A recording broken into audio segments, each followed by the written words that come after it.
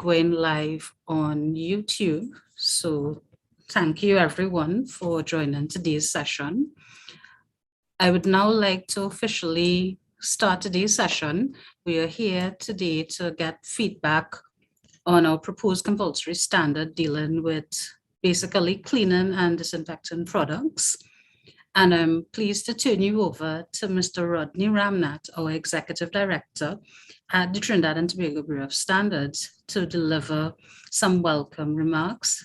Rodney is our Executive Director acting, and he has an MSc degree in Project Management, as well as a BSc degree in Industrial Engineering, both from the University of the West Indies. He is registered as a Principal Quality Management System Auditor by the International Register for Certified Auditors, and he has to leave shortly, so I'll turn the session over to him to just, give us that welcome. Rodney.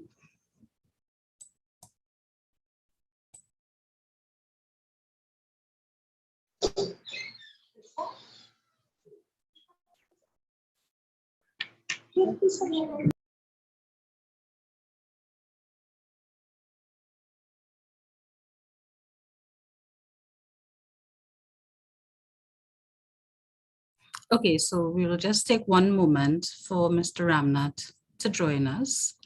And in the meanwhile, please keep your microphones off and we will start shortly.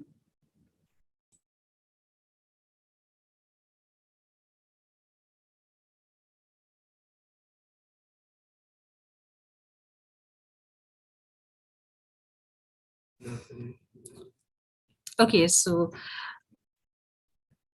Rodney has another meeting this afternoon, so I'd like to extend apologies for him. If he joins us, he will greet us briefly. And I would now like to turn over to my session, and I'll be doing the mandate of the TTBS as well as the standardization process. So please allow me one moment to share my screen.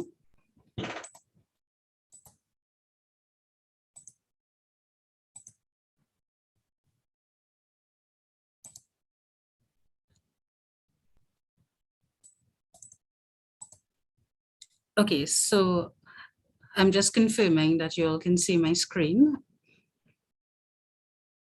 And I will start my presentation now. So just to recap on the role of TTBS, we have a responsibility as the national standards body.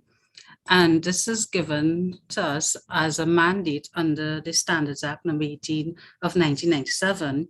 We also have several additional roles, and we have the role of National Quality Certifying Body, National Laboratory Accreditation Body, as well as National Measurement Institute. And the NMI role at National Measurement Institute is covered in the Metrology Act number 18 of 2004. Most of the participants today will be familiar with the operations of TTBS in some form or fashion, but I wanted to go through very quickly our mandate as TTBS and our standardization process.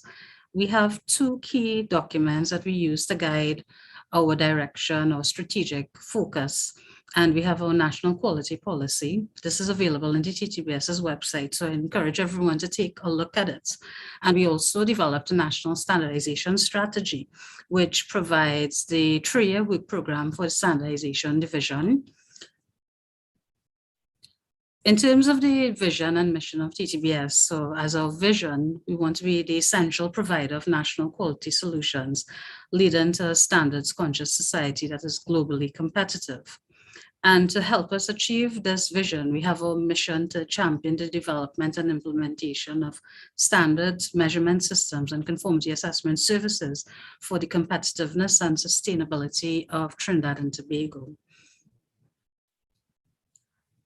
And to highlight the critical role of the TTBS, we have organized TTBS into several different areas of focus. We have the standardization division being responsible for national, regional, and international standardization. We also have metrology, and again, this deals with the science of measurement. We have industrial, scientific, and legal metrology, where we have compulsory standards, and we will touch on that in an upcoming slide, we have the responsibility of ensuring that products comply with the relevant requirements.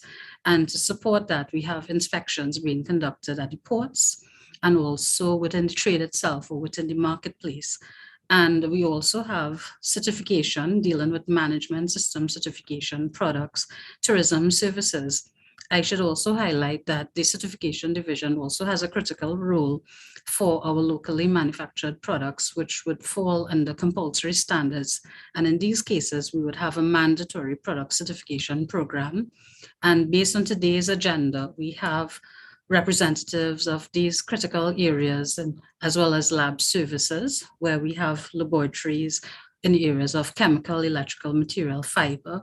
Today, you'll be hearing from standardization, implementation, certification, as well as lab services in terms of the requirements that we are proposing for chemical and disinfectant products. I wanted to turn your attention to our standards related mandate.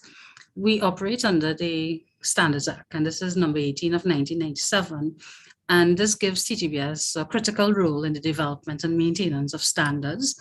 We generally develop standards to improve the quality of goods that are produced or used in Trinidad and Tobago, to ensure industrial efficiency and development, to promote public and industrial welfare, health and safety, as well as for the protection of the environment. And to help us achieve this mandate, we participate in different levels of standardization. So there's the International Organization for Standardization, which is ISO. There's also a sister body, the International Electrotechnical Commission, and they deal primarily with the standardization of electrotechnical products. We also participate in CrossQ, and this is the CARICOM Regional Organization for Standards and Quality. And this is at the sub-regional level. This is part of our arrangements as part of CARICOM. And at the regional level, we have an organization called COPAN, the Pan American Standards Commission, dealing with standards bodies from North America, Latin America, and the Caribbean. The primary purpose being the exchange of best practice across this region. In terms of what is a standard, it is a technical document that provides an agreed upon repeatable way of doing something. So we wanted to break it down very simply. And they provide a commonly accepted and repeatable way of defining the objective technical requirements of products. And when I say products, I mean both a tangible good as well as service. And when used effectively, standards, as we indicated before, they can foster trade, protect public health and safety, preserve the environment, promote innovation. And why standards? Standards form a part of our everyday life, and anything grown, produced, and traded would be subject to standards. So standards can cover a wide range of products and services. For the TTBS, it is critical to understand that we have two types of standards that can be developed. And the first being voluntary. And for example, we have ISO 9001, which deals with quality management systems. And this is an excellent opportunity to learn more about our standards. So we have the voluntary standards being adopted at the discretion of business. So standards like ISO 9001 would fall under the voluntary sphere. They're market driven and they could be used by companies to improve performance, to reduce wastage and improve the business operations. And on the other hand, we have compulsory standards, and it is very important to know that these standards are legally enforceable by the TTBS. So I would have mentioned before the work that is done by our implementation division, as well as our certification division, where we have a mandate to ensure that products and services comply, and where product quality can impact on health, safety of users, where there's a need for consumer protection or to protect the environment. These would be the critical areas where we can develop compulsory standards. And that mandate is within the Standards Act, and we have very specific criteria for the development of compulsory standards. And finally, the compulsory status is conferred by the Minister of Trade and Industry, which is the line ministry for TTBS. So some of you all may be familiar with our standards development process, but I will go through very quickly the general process that we undertake to develop national standards. And first, there has to be a need for the standard. We have our national standardization strategy, which outlines our priorities, but any stakeholder can indicate to the TTBS that there's a need for a standard, and we will assess the request and determine whether or not there's national benefit. And national benefit could be economic, it could be consumer protection. It has to fulfill one of those criteria for the development of standards where we need to improve the quality of goods, or we need to protect the environment, or we need to ensure that there's fair trade and there's no misleading information. So there are some criteria that we would use for the development of standards. And once the need has been identified, there will be technical and market research being conducted. And this is where we would form a working draft. And this is done based on the research conducted either internally or based on any base standards that we have from the region or internationally. We would form a specification committee. And here, this would comprise a key cross-section of stakeholders involved in the particular area.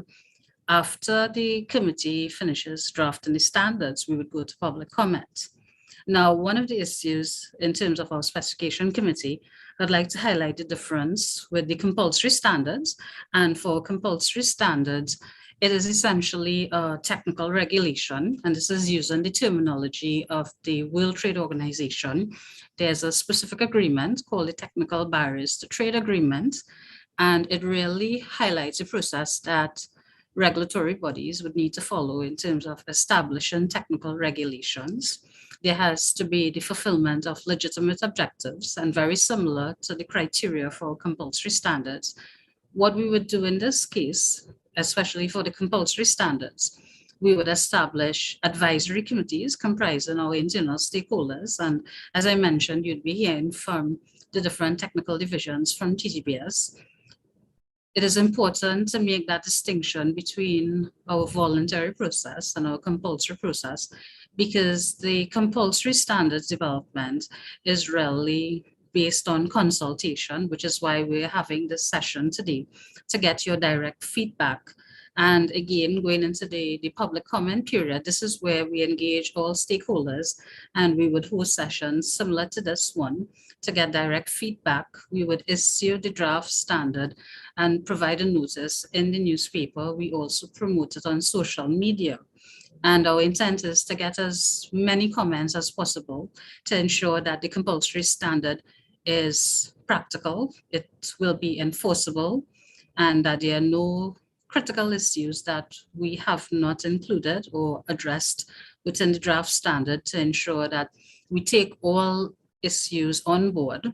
And we would ask our committee to look at the comments and resolve the comments, after which we would submit the standard for internal approvals. And this is via the Technical and Marketing Committee, which is a subcommittee of our Board of Directors. And they would make a recommendation to the TTBS Board of Directors to declare the standards.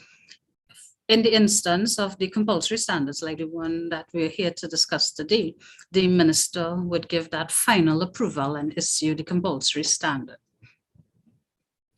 I wanted to highlight the difference between standards and regulations. And standards essentially supporting regulations. There has to be a lot of transparency, openness, and has to be effective, clear. There should be equity. And what we try to do is to ensure that we get a lot of feedback. One of the key differences would be the issue of consensus. And voluntary standards are generally based on consensus, while the technical regulations or compulsory standards are based on the principle of having consultation with manufacturers and importers and interested parties to get all views into account. In terms of TTBS developing and enforcing compulsory standards, this is one of our key regulatory functions, and we have to ensure that all comments are taken on board and that we take the best decision in the interest of Trinidad and Tobago and fulfill the mandate outlined in our Standards Act. I wanted to highlight the application of standards, and for compulsory standards, we're effectively supporting TTBS's regulatory mandate. And as I indicated previously, it can be done in two main methods, either inspection or product certification. And these activities would be supported by testing activities. And for voluntary standards, they can be used by industry players to improve performance, business efficiency, improve the quality of their products, ensure that environmental criteria would be maintained. But they can also be used together with third-party certification. And very importantly, there are some voluntary standards. For example, the electrical wiring code, which are incorporated into the regulatory scheme or mechanism of other state agencies.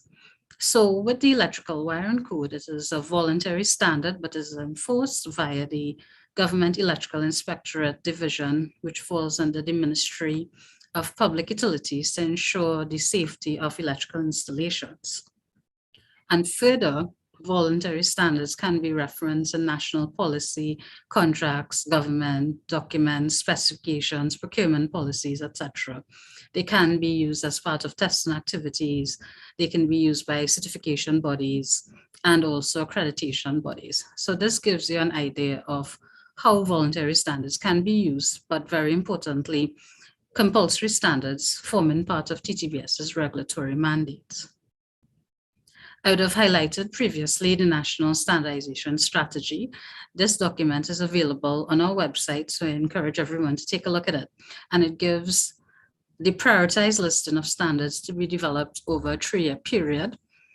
As we're coming to the end of that 3-year period, we'll be engaging stakeholders again to identify what are the standardization priorities over the next 3 years, and looking at statistical data based on GDP, export potential, any social issues, government policies or initiatives that we need to support, and determine what would be the prioritized lists for standards over the next 3 years. And I encourage you to take part in that process.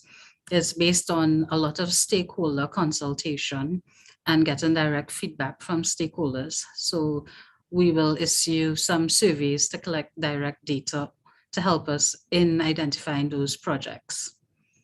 In terms of some of the emerging areas of standardization, we have sustainability and trying to achieve the objectives of the UN Sustainable Development Goals being very critical for countries world over. I think we burned recently developed standards for governance of organizations. We are now looking at guiding principles. And I would just like to remind everyone, please keep your mics off while the presentations are being done. There will be a question and answer session that will be coming up shortly. So I just wanted to close off on this slide.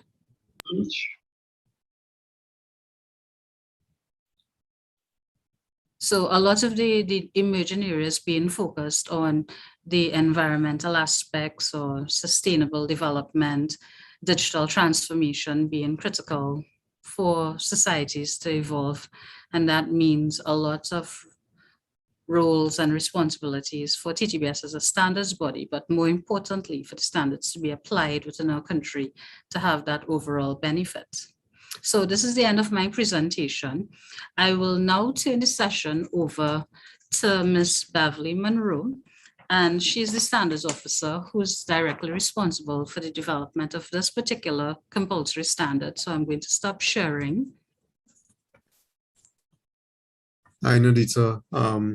Okay, great. Sorry for being late. I just want to introduce myself. I don't know if you already gave the opening remarks. No.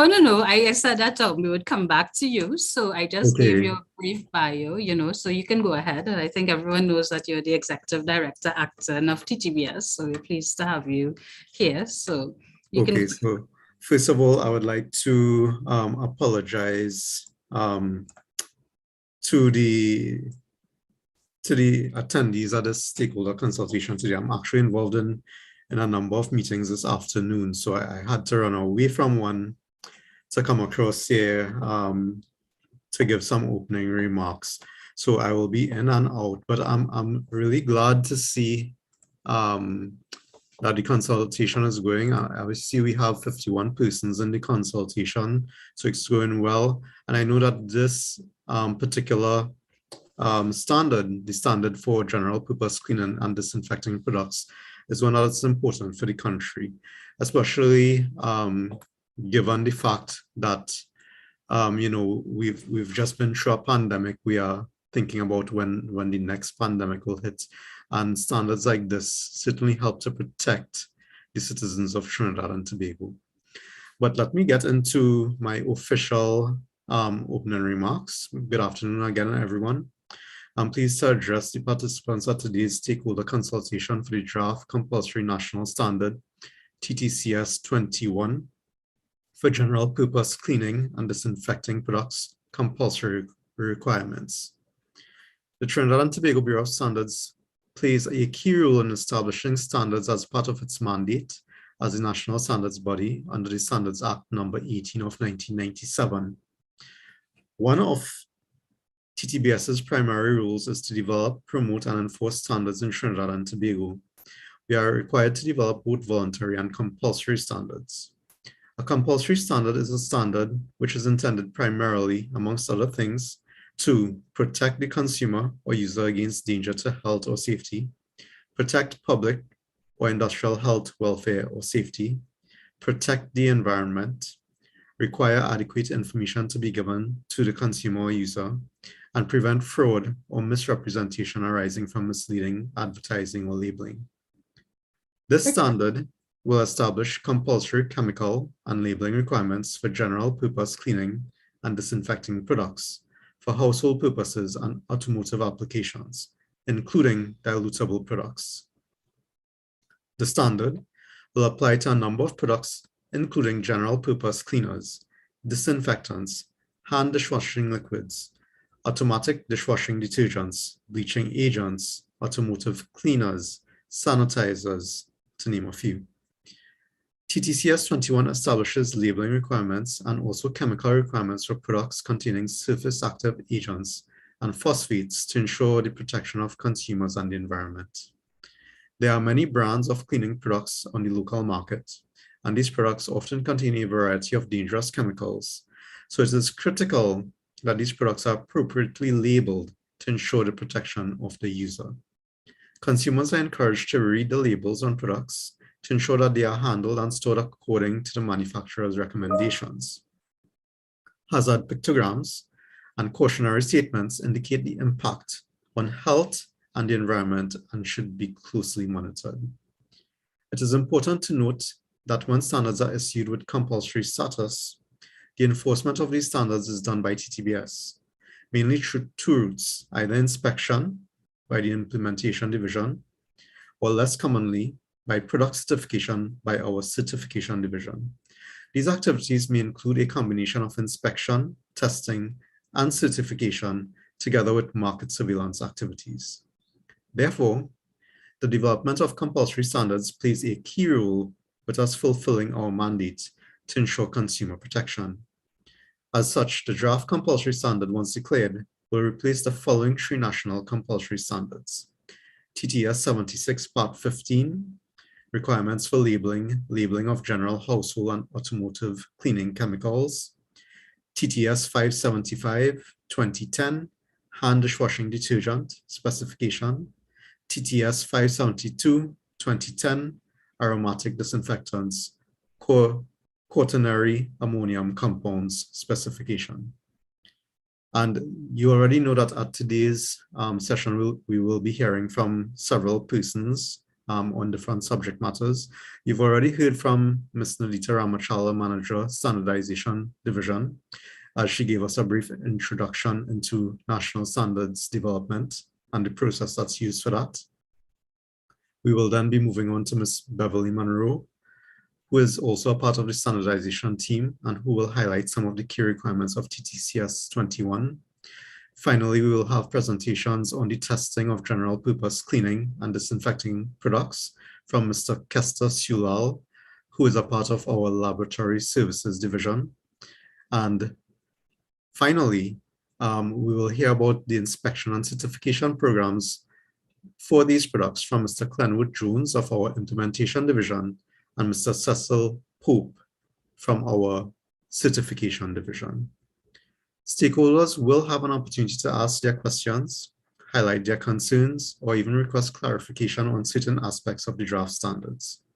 It is important that you, the participants, voice any concerns before the finalization of the draft standard. We need your input to ensure that the final standard is practical, relevant, and implementable in order to ensure that the main objective of protecting consumers and our society is realized. In closing, I encourage all participants to actively participate in today's discussions, and I wish you all a very productive session. Thank you all very much. And with that, I have to run to another meeting, but that meeting will be for the rest of the evening. But if I can, I will come back in at the end. If not, Nadita will ask you to close this morning's proceedings. Thank you, Rodney. So we appreciate your time. So we know that you have a very busy schedule this afternoon. So I will now turn the session over to Ms. Beverly Monroe, and she's responsible for the chemical portfolio as well as garments and textiles. So she has a wide portfolio in terms of standards. She has a BSc degree in chemistry from UWI, as well as a master's degree in business administration and a Bachelor of Laws degree. She has worked in both our implementation division as well as standardization, and she has experience in both conformity assessment activities as well as standardization activities, and she'll be handling the overview of the proposed compulsory standard. So Beverly, I turn it over to you. Thank you so much, Nadita, for that introduction. Confirming that you can hear me and see my presentation. Yes, we can see the presentation. Okay, so good afternoon, everyone. Today I'll be providing an overview of the proposed compulsory standard for general purpose cleaning and disinfecting products. The number of the standard is TTCS 21. The title of the standard is General Purpose Cleaning and Disinfecting Products Compulsory Requirements. So today I'll be providing the background, the scope, the key requirements, the key milestones, and the next steps for the standard. So TTBS has taken a decision to review and update its database of national compulsory standards. So TTCS 21 is a compulsory standard and will replace these three compulsory standards, which will be withdrawn when TTCS 21 is declared. And these standards are TTS 76, Part 15, requirements for labeling, labeling of general household and automotive cleaning chemicals, TTS 575, hand dishwashing detergents, and TTS 572, aromatic disinfectants, quaternary ammonium compounds. So who are the intended users of this standard? Well, the manufacturers can use this standard to ensure that their products comply to requirements of the standard. The importers can ensure that they procure products that are in compliance with the standard. Distributors, wholesalers, retailers, and sellers can ensure that products sold are properly labeled and meet the requirements of the standard. And the regulators can use this standard to assess imported and locally manufactured products. So the scope gives you an indication of the products that are covered under the standard. So this standard applies to general purpose cleaners, including but not limited to multi-purpose and multi-surface cleaners. And we have some examples here. Products for cleaning floors, kitchens, countertops, sinks, and hard surfaces, such as cooktops and microwaves.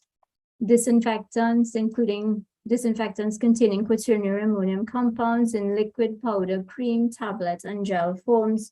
And what are quaternary ammonium compounds? They're also known as quats, and they can contribute to allergies and skin and eye irritations, but they're also included in formulations for disinfectants because they're very effective at eliminating microorganisms. Also, laundry detergent sheets and pellets are covered under this standard. Hand dishwashing detergents in liquid, cream, paste, and gel forms. Automatic dishwasher detergents. Oxidizing or bleaching agents, including calcium hypochlorite in granular, tablet, foam, cream, powder formats, and bleaching gel pens. Now, we have noticed that there are lots of products on the local market that contain calcium hypochlorite solutions. So at this point in time, TTBS is investigating and conducting research into those products to determine if they fall under the scope of this standard. And of course, all stakeholders will be alerted in due course.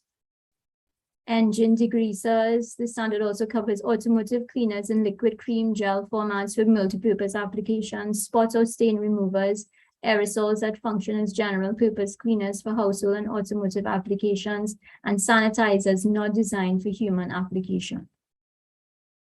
And TCCS 21 also applies to the concentrated versions of all the aforementioned products, including cleaning wipes and disinfecting wipes or pads. The standard, however, does not apply to products without any cleaning or disinfecting properties. So it will not apply to automotive hard paste waxes, automotive rubbing or polishing compounds, floor polishes and waxes, alcohol-based and non-alcohol-based hand rubs or hand sanitizers, which fall under the purview of the Chemistry, Food and Drugs Division of the Ministry of Health, fabric softeners with no cleaning or disinfecting properties, liquid sodium hypochlorite solutions, which are covered under our National Compulsory Standard TTCS 1, sodium hypochlorite solutions, also laundry detergents, which are covered under our National Compulsory Standard TTCS 7, cosmetics, which again fall under the purview of the Chemistry, Food and Drugs Division of the Ministry of Health. It also does not apply to cleaning products primarily intended for use on human beings and animals. It does not cover pesticides, which are covered under our standard TTS 76 Part 8 requirements for labeling of retail packages of pesticides, and also any other products covered under any other national standards and products covered under national regulations issued by other government ministries and agencies. So here we have some key chemical requirements. And we have included 2 chemical requirements for the protection of the environment. And the first is the ultimate aerobic biodegradation of surface active agents. The minimum percentage is 60%. And of course, we have 3 test methods here. OECD stands for the Organization for Economic Cooperation and Development. And there are 2 test methods from ISO. ISO is the International Organization for Standardization. And we have included this particular requirement to ensure that all the surfactants used within the formulations are biodegradable to prevent adverse impacts to aquatic ecosystems. We've also included a requirement for phosphorus, and it is 1.1% by weight expressed as phosphorus pentoxide, or 0.5% by weight expressed as elemental phosphorus. And the test method is from the ASTM International Organization, which is D820. And as you know, excess phosphorus can lead to eutrophication that can negatively impact the aquatic ecosystems. And we have a number of key labeling requirements here. And where did we get these requirements? Well, we're trying as far as possible to harmonize all the labeling standards. So the majority of these requirements would have been taken from our National Compulsory Standard TTCS 20, labeling of goods, prepackaged goods, compulsory requirements, and that standard is currently being finalized.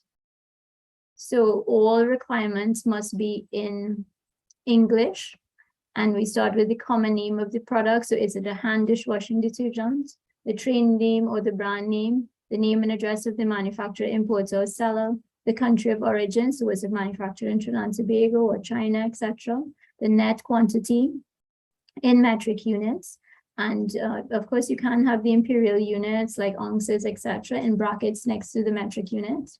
Electronic or telephone contact, so your email or website or your telephone contact. All active ingredients shall be listed on the label in addition to any optical brighteners, preservation agents, and fragrances. The instructions for use must be on the label together with a batch number. The batch number is for traceability purposes. So in the event that, for example, we test a batch of products and they are not in compliance with the standard, then we would have to treat with the entire batch. So it is important for traceability. Date of minimum durability. And what do we mean by that? It is any date up to which a manufacturer, importer, or supplier does not guarantee any property of the general purpose cleaning or disinfecting product by reason of any foreseeable deterioration due to age or normal handling and storage. So the manufacturer has the option to include either an expiry date, a best before date, or a use by date. But a date of minimum durability shall be included.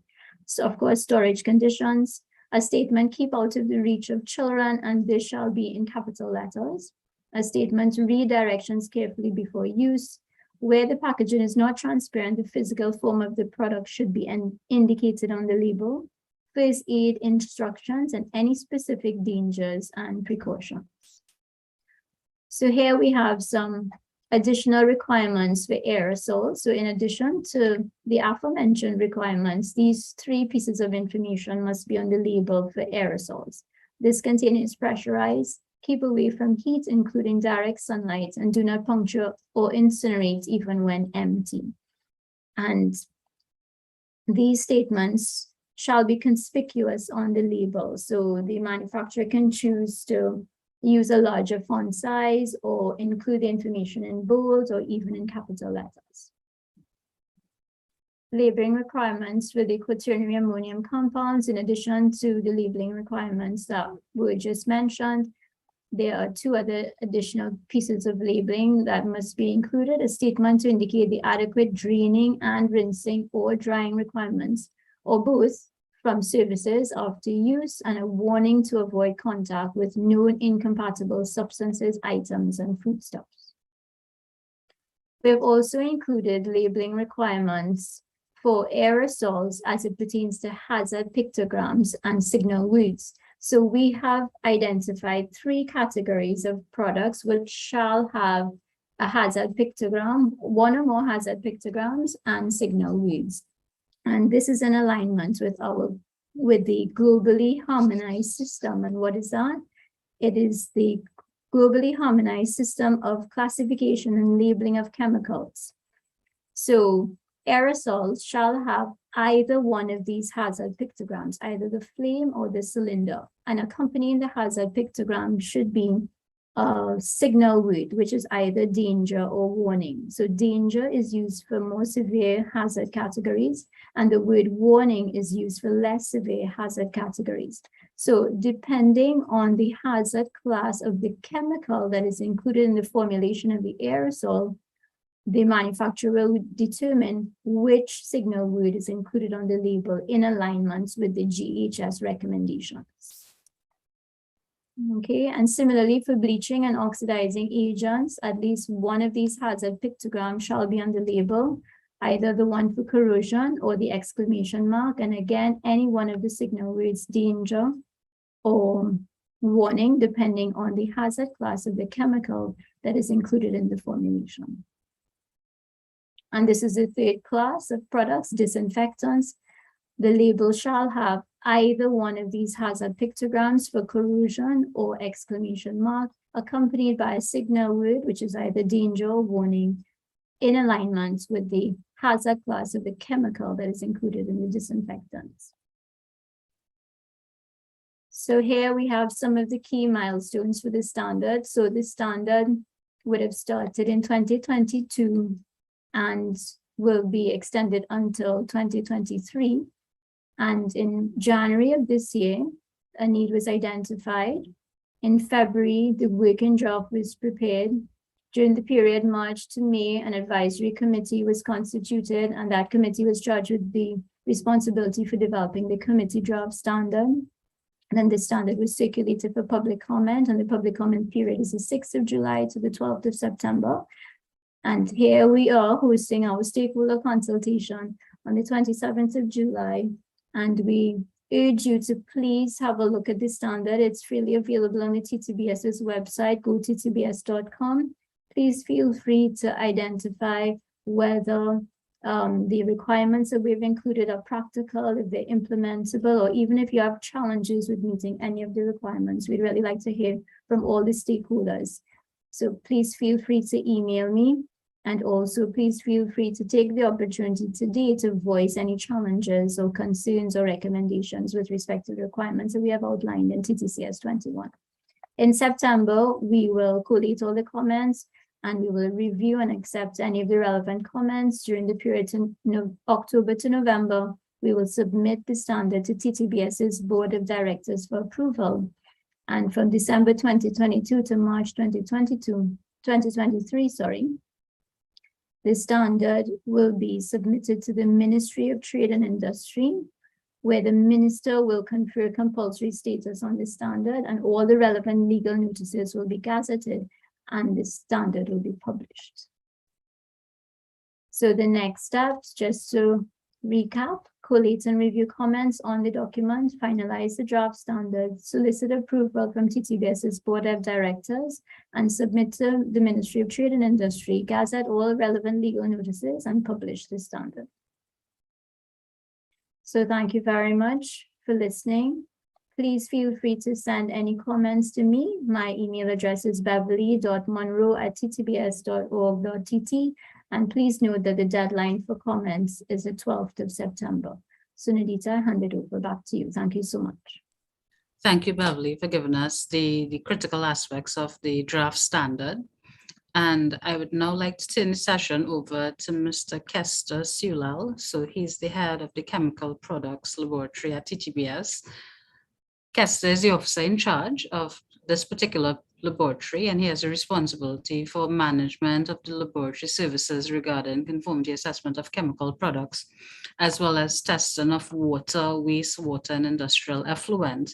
He's a qualified chemist with over 18 years of experience and joined the TTBS in 2007 as a standards officer, and he directly reports to the manager of the Laboratory Services Division. So he will be highlighting some of the critical testing requirements from the standards. So Kester, I turn the session over to you. Thank you, Nadita. Kindly acknowledge that you can hear me and that you can see my screen. Yes, hearing and seeing the presentation as well. Great. Okay, well, good afternoon to everyone. And welcome to my presentation for the testing requirements under the standard TTCS 21. In this presentation, I would like to outline some of the general purpose cleaning and disinfectant products, as well as the testing capacity, as well as and also the accredited tests and benefits under which we operate. Some of the chemical requirements that Beverly would have mentioned before are included in this standard, and they include the phosphorus as well as the phosphorus pentoxide, which is more important here. And it also has a limit of 1.1% for the pentoxide version, as well as 0.5% for the phosphorus version. The ultimate aerobic biodegradability, however, has a limit of 60%. And in this regard, I will go on to speak a little bit about those two parameters.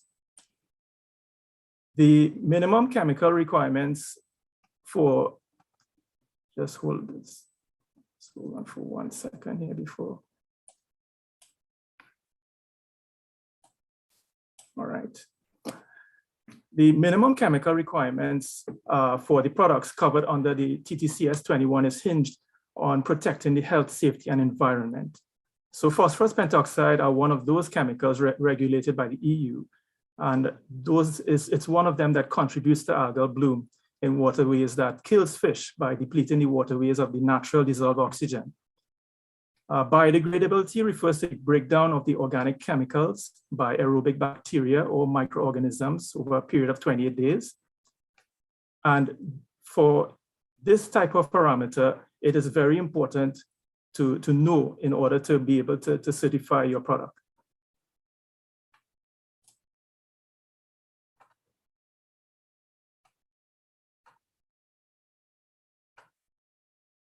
Okay. Under our accreditation, our lab has the testing competence and hinges on its international accreditation to ISO 17025-2018. The lab is accredited annually by the A2LA, and the lab's QMS ensures that every client sample is treated with confidentiality and impartiality. And testing competence through interlab comparisons ensures reliability of test results. Excuse me, can you move your presentation? Sorry, we're seeing just part of it. Okay, something And if you don't mind going back to the last two, because we weren't able to read through what you were Sure, presenting, sorry. sure. Kester, can you switch the presentation to slideshow? I believe that you're in presenter mode, right? So it should be okay now. Are you seeing it right now? Yes, yes, we're seeing the full slide now. Thank Okay. you. All right, no problem. Oops. Okay. So the chemical requirements, the minimum chemical requirements for the products covered under the scope of TTCS 21 is actually hinged on the health and safety and environment. So phosphorus pentoxide are one of those chemicals regulated by the EU and is responsible for contributing to algal bloom in waterways that kills fish by depleting the waterways of their natural dissolved oxygen. In addition, biodegradability refers to the breakdown of the chemical by aerobic bacteria or microorganisms over this period of 28 days. Accreditation. The lab's testing competence hinges on its international accreditation to ISO 17025:2018, and the lab is accredited annually by the A2LA. The lab's QMS ensures that every client sample is treated with confidentiality and impartiality. Testing competence through interlab comparisons ensures reliability of test results.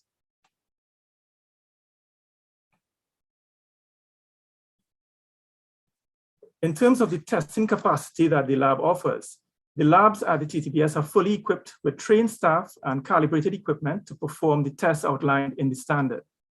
Generally, this test simulates how the chemical breakdown in the environment, whereby the dissolved oxygen is measured throughout the 28-day period as the dissolved oxygen is used up in the process. So here you can see the bottles for biodegradability, in which you can see that the sample you can see it's airtight as well as it is covered. And here we measure the dissolved oxygen every 7 days for a period of 28 days in order to get the final biodegradability percentage. Now, you may wonder, okay, what conditions is this actually held on? So this test requires that the samples itself be conditioned for a period of 28 days at 20 degrees Celsius plus or minus 2. So it has to be under very, very strict conditions in order to simulate what actually goes on in the environment.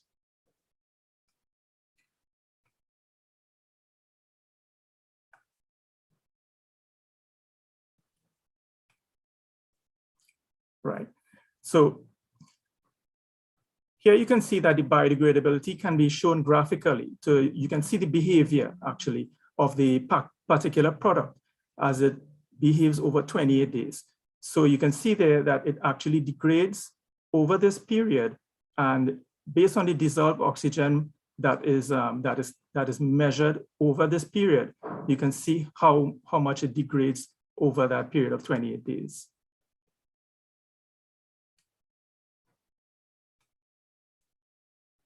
Now, some of the main benefits of testing is that you get an understanding of your product quality as well as your supplier's quality. On part of your own company, it's informed decision making that you can make across the board based on approved and accredited test results. At the end of the day, you can actually save money and conform to the standard. Now, altogether, this standard attempts to harmonize the playing field so that importers, distributors, manufacturers, regulators can assure products which can meet a minimum acceptance quality. Now, I trust that any questions or concerns that you may have, please log them in the chat box and we will be sure to answer them as best as possible. Well, I have come to the end of my brief presentation, but should you have any questions or concerns, feel free to contact me. My email here is at kester.sewellal@ttbs.org.tt, or you may phone me at the TTBS's phone lines. So I thank you for your attention and I'll pass you on to Nadita. Thank you, Kester, for giving us that overview of the critical testing requirements from the draft standard. I would like to turn the session over now to Mr. Clenwood Jones. And Mr. Jones is an Inspector 3 acting in the Implementation Division. He currently coordinates the Environmental and Prepackaged Goods Unit, and this unit monitors a wide range of products sold in packages from stationery and detergents to refrigerant, gas, and toys. He has been an employee of the TTBS for over 19 years, and during this time, he has functioned professionally in the areas of conformity assessment as per the enforcement of the national compulsory standards, legal metrology, and health and safety, as well as environmental management. He's a holder of a NEBOSH National Diploma in Occupational Safety and Health, as well as a MSc in Environment, Health and Safety from the University of Sunderland. And he also has training in ISO 9001, 14001, and ISO 45001. So I'd like to turn the session over to Mr. Jones. So Clenwood, you can share your screen to deliver your presentation covering the inspection program for general purpose cleaning and disinfectant products.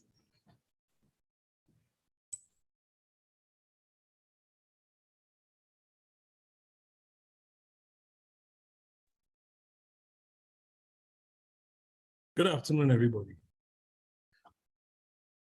Good afternoon. Yes, as Nadita said, I'm Clenwood Jones, and I will take you through potential or the enforcement activities for the general purpose cleaning disinfectant products, compulsory requirements, new proposed standard.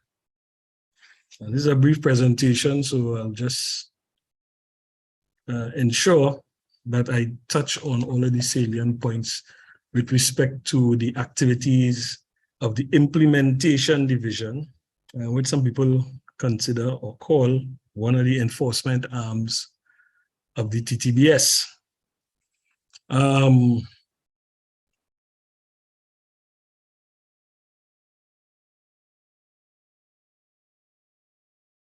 Today, I'll speak briefly on a number of issues. I'll speak briefly on the powers of the TTBS, specifically with regards to the implementation division. Some of the other presenters would speak to the powers of the TTBS enshrined in the Standards Act vis-a-vis their own activities.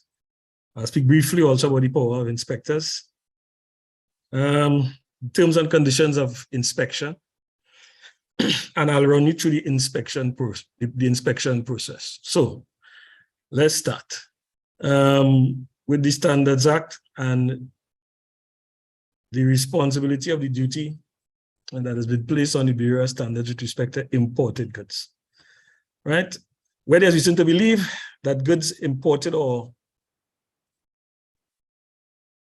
about to be imported are likely to be a danger to health or safety or the environment, the health and safety of customers or the environment.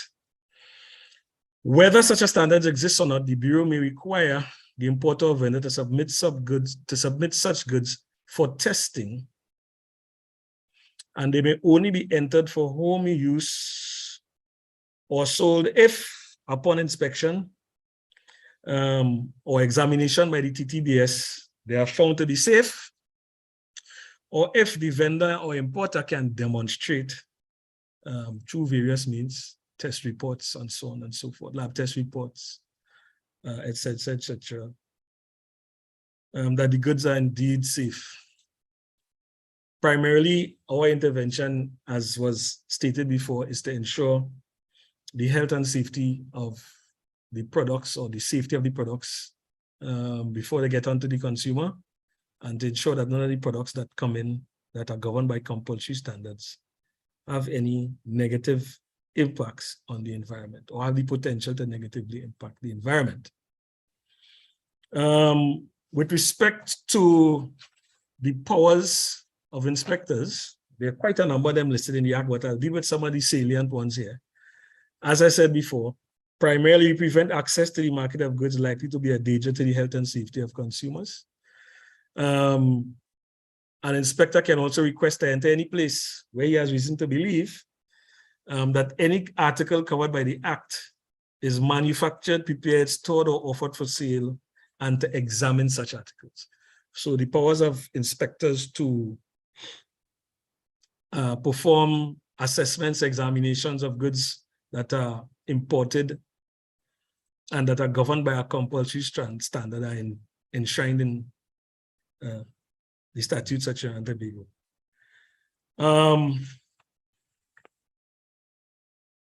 Inspectors can also examine any books or documents or other records found in any place relevant to any goods imported, again, as governed by a compulsory national standard.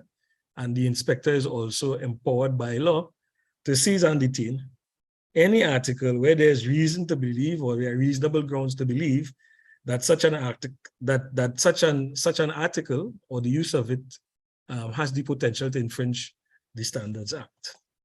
So the powers of inspectors are wide. These are a few of the powers that we have, but these are really relevant to the importation of goods and goods products that are governed by current national standard, this national standard that we discussing today.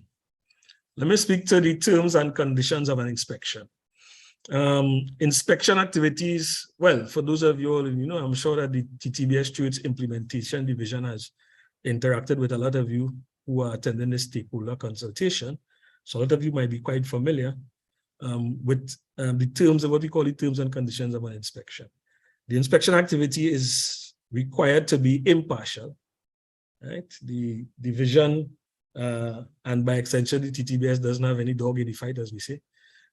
Our intention, as we have described in the previous slides, is really to ensure the safety and the health and safety of consumers and to protect the environment. The documents that we review, the inspection reports and results that we get are confidential, and it's not really meant to be shared with the public.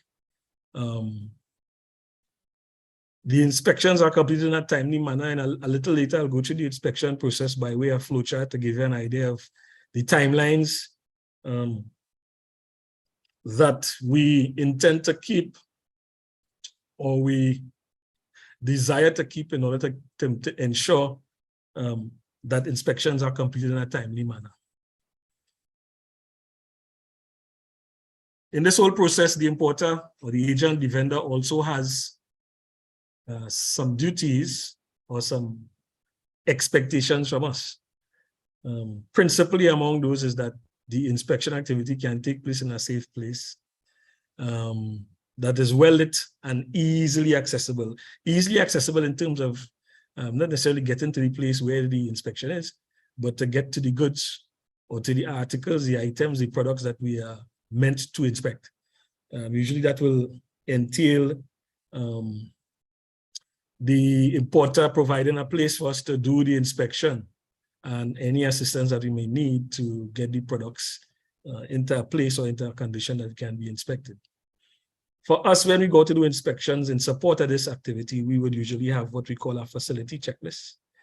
And in that facility checklist, the inspector who comes to the premises make a determination as to whether or not the environment in which he or she is meant to complete the examination is suitable and sufficient, whether it's safe, well lit, etc., etc. So there's a safe place that is required, and any documentation that we require in support of the inspection activity is also, the expectation is that that will be provided by the agent or the importer or the vendor. Again, important caveat here on the basis of what's happening in the law. Failure to meet and accommodate the aforementioned terms and conditions for inspection generally will result in the appropriate fines being charged under the Standards Act, Chapter 8203 and its regulations. So The whole basis of the activity of the implementation division vis-a-vis inspection is governed by the laws of Trinidad and Tobago as per the Standards Act and its regulations, and as well by the compulsory standard, which is given law by the very statute. Okay, at this point, what I want to do is I want to take you through a step-by-step, take you through the inspection process step by step. And this is a fairly simple flow chart that will give you an idea of how the thing's supposed to go for those of you who might not have had the experience before. So obviously it's initiated by the importer bringing the goods into Trinidad and Tobago, importing the goods. And for all of these items that are imported into Trinidad on the basis of the single electronic window, into which a number of agencies, including the Customs and Excise, Ministry of Trade, and so on, interface with imported goods. We to the Bureau of Standards for items that are governed by compulsory and national standards. We'll make a determination as to whether or not the item should be held at the importer's premises for inspection. Right? So that will usually go out and on the basis of an examination of the entry. At the TTBS, you'll make a determination and indicate, look, this item needs to be held at premises for inspection. What does that mean? The item has to be held and inspected and released by the inspector from the TTBS to be sold. So this inspection activity has to take place once it is deemed to be, once the requirement is for it to be held at the importer's premises for inspection. It has to be there has to be an intervention by the division, the implementation division and its inspectors before it is released to the public for sale. Right? With respect to this particular product, or the products governed by this standard, when we visit the premises, we generally would conduct a label assessment and determine whether or not the requirements as per the labels presented on the item are in line with those that have been set out in the compulsory national standard. Right? So we do the label assessment. I see timeline there for all these things. We're looking at 1 or 2 days, and one day also we do label assessment. In the next step, and where there are minor modifications to be made with respect to the labeling, the inspector could make that determination on the site and allow for minor modifications of the labeling in order for the label to treat with and to meet the existing compulsory standard. Right? That can be allowed. If required, the next stage is there's a testing component that Mr. Sulal would have spoken to that we can initiate if we are of the view, or if we form the view that the product may potentially be one that may run afoul of the existing national standard. We can also send that product for testing. Right? Once the product is determined to have conformed, conforming products are released for sale. So as I said before, once the intervention of the implementation division is complete, then the item is released for sale.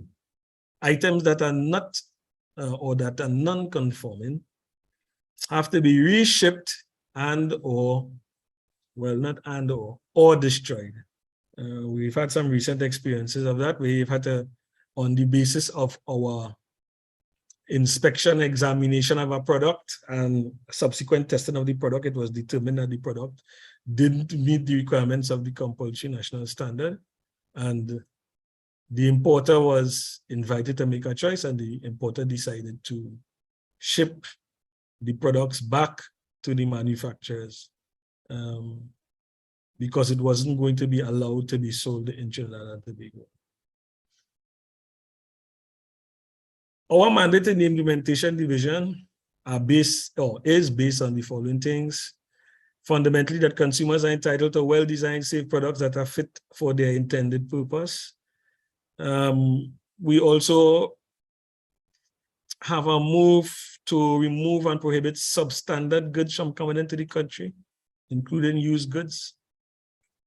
We try as best as we can within our own remit to prevent illegal trading practices, to ensure a level playing field, and to protect the environment. Our mandate extends to or supports consumers to ensure that they have value for money purchases, and where there are minimum labeling requirements that empower consumers in terms of making a choice, that those are enforced. We also are heavily involved in educating the public on items covered by compulsory standards. And as part of our activity set, we also collaborate heavily with our brother and sister agencies to ensure that at the end of the day, that the goods that come into Trinidad and Tobago, the items that come into Trinidad and Tobago, are in compliance with all of the relevant laws and regulations. All right, if there are any questions, unique question and answers session, I will certainly attempt to answer that. If not myself, my colleague, who is the team leader in charge of the environment and prepackaged unit, Ms. Risa Thomas, is available for any questions that you may have afterwards. Thanks very much, everybody. Thank you, Mr. Jones. So I would just like to remind everyone that they can include their questions in the chat, and I will now turn the session over to Mr. Cecil Pope, Standards Officer 1 at TTBS. He has been at the TTBS within the certification division for the past 6 years. He graduated from the University of the West Indies with a BSc joint major in chemistry and biochemistry, and further his studies as a postgraduate at the Australian Institute of Business with an MBA focusing on marketing management. He has gained experience throughout his professional life in the fields of auditing management systems, analytical testing, marketing, and public speaking. His professional mantra is to give of his best in whatever role he's assigned to. And with that in mind, he will be giving us an overview of the certification program for general purpose cleaning and disinfecting products. So Cecil, I turn the session over to you. All right, thank you very much, Nadita. Just want to confirm that everyone is seeing my slides. Cecil, I'm confirming that we can see it, and you'd need to switch to the slideshow mode. Thank you very much, Anita. Good Okay, afternoon great. again. All protocols previously established. As the Nadita would have indicated, I'm Standards Officer attached to the Certification Division, and my name is Cecil Pope. I will endeavor this evening to give you all an insight into the proposed certification program for this particular standard, General Purpose Cleaning and Disinfectant Products, TTCS 2120XX. Right. In terms of questions at the end of the presentation, as indicated prior, once the session is completed, I would be available to answer any questions as proposed. Right. As part of my presentation, I'd like to give you all a brief understanding of what is product certification. This process is referred to as a third-party attestation of a product's conformance to local, regional, or international standards, right, or standards. Attestation, by definition, can be in the form of testing of the client's product, or it could be in the form of a review, which is categorized as an audit of the client's quality system. We do not indicate in all instances as a quality management system, because depending on the product, a particular organization would not have a defined quality management system, but they will have some form of quality system, and this will be used to manufacture said product based on the particular industry, etc. Once we can verify this either by testing or by a review or audit, or a combination of both, a certification mark is issued, and this gives assurance that the product meets the conformity as stated in a particular, maybe local, regional, international standard. And these are just some examples of product certification marks. So these marks are attached to products, and you may be familiar with some of them on products that you purchase.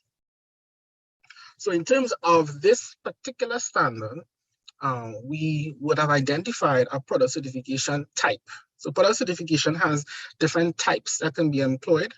So in that process, we would go about assessing the product based on several factors. So these factors can include health implications that the product may pose to the user, the environmental damage that the product can or cannot cause, and also the financial impact that the product could have on the environment or on the user's pockets, right? And as a result of this assessment for this particular product or group of products, we would have identified it as being a low-risk product, which means that it will have a type 2 product certification program that will be utilized to enforce the particular product. And as identified before, this is a mandatory product, right? So as a result of this, product certification for locally manufactured products only, and this is just to indicate that certification will be carried out for locally manufactured products only. In terms of the important products, that will be covered by our other division, which is implementation, as the presentation given to you previously. So in the process of a type 2 product certification scheme or process, you might hear saying scheme from time to time, but it's one and the same for the most part. It will involve the application stage, and I'm going to go into detail after this. This is just a diagram, so you'll get an appreciation of it. It will also involve sampling and testing of the product or products. Thereafter, once the test report is received, the possible non-conformities would be highlighted by the auditor to the manufacturer to address these. And once these are addressed via corrections and corrective actions, apart from root cause identification as to why the issue occurred, what will happen is that the certification mark would be issued, and this issuance would also involve the issue of a product certification license. So the license would cover a particular period, which I'll go into detail shortly. So this arrow gives you an indication that it goes around in a circle. So apart from the application phase, which is a one-off process, thereafter the whole process repeats itself over and over again continuously, right? And as I go into detail into the process, you'll get an appreciation as to why that is. So in terms of our application phase, this is where the particular manufacturer of a particular product, in this case is general cleaning products and disinfectant products, they would apply for certification. So we would issue a form to all our stakeholders and they would apply for certification. And this would enable us to gather information as to the organization and the list of product or products that they manufacture. And it allows us to facilitate planning of the assessment activity, whatever it may be, right? It allows for clarification between the organization and TTBS, and also to inform the manufacturer who's applying for certification of the licensing requirements. Because it's not just to get the certification mark, but also to maintain certification, which is an ongoing process. All right. So once the application has been received, and also as an additional component, you would require some form of documentation as to a business registration certificate. And the reason being is to ensure that we have the correct company name if and in the event of any litigation requirements, right? So you want the legal name of the company, because once the mark is issued, it's issued to the company, and apart from that, issued to the brand, right? So after the application phase, we would require testing.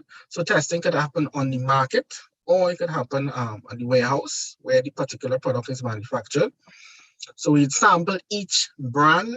So certification is specific to, apart from the organization, to the brand of product. So you could have 2 brands of a specific product, and they would have to be product certified individually, right? Right, so this will, of course, involve, as I stated previously, warehouse and open market assessment. So we will sample at the point of manufacture and also on the market. So that will give us an idea of how the product will conform after exposure to different environmental conditions, temperature, etc., humidity. And also a sampling frequency would have to be assessed. And of course, I'm not going to go into this too much, but the frequency would be based on the prearranged conditions and what will be discussed with the manufacturer at the point of application. Right? In terms of testing, as discussed by my other two colleagues, right, we would be carrying out label assessment. And apart from label assessment, depending on the product, we'll also conduct testing as it relates to ultimate aerobic biodegradation of the surface active agent, right, in addition to the phosphorus maximum. So these are the testing and assessments that will be done on a particular product, and more specifically, the brand of a product, right? Going further in terms of the product certification process for the Type 2 scheme, once testing is conducted, assessment of label is conducted in application, if the test results, which would be provided to us by the chosen accredited testing lab, because we only accept test results from accredited labs, such as the one that would have been indicated this evening, the non-conformities, and the non-conformities, very simply, are any test results that are departure from the requirements as stated in the compulsory standard, right? In addition to, there could be non-conformities as it relates to labeling requirements. So let's say in the case of the statement that Beverly would have indicated in terms of puncture, if it's not in a particular format, those would be categorized as non-conformities. So they will be identified in a report, and they'll be given to the manufacturer, and they'll be given a time frame in which they are to be addressed. And this is in order to gain or maintain certification. So if this is not carried out, and if sufficient time has elapsed, the certification division reserves the right, because it's a mandatory product certification program, to request recalls. So we would issue something referred to as a deficient goods notice, which would identify when the product was sampled, all the particulars, where it was assessed, whether it was from the warehouse or on the market, where it was purchased, etc., and identify the issue that came up. And we would issue a recall, and of course, there's a time frame in which a recall must take place. And we can also prevent the release of the product for sale in Trinidad and Tobago. And of course, specifically, we're dealing with the locally manufactured products. And ultimately, we can seize and dispose of the product as required, right? Additionally, once non-conformity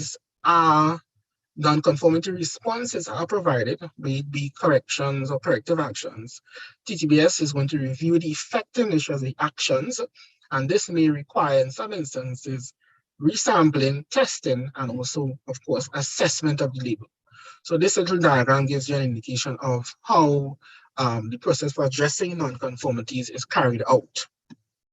Once you get past all those different stages of the product certification process, you'll meet the stage of the issuance of the TTBS mark, which is a shortened version, we call it the PC mark, or the product certification mark, and also the issuance of a license, right?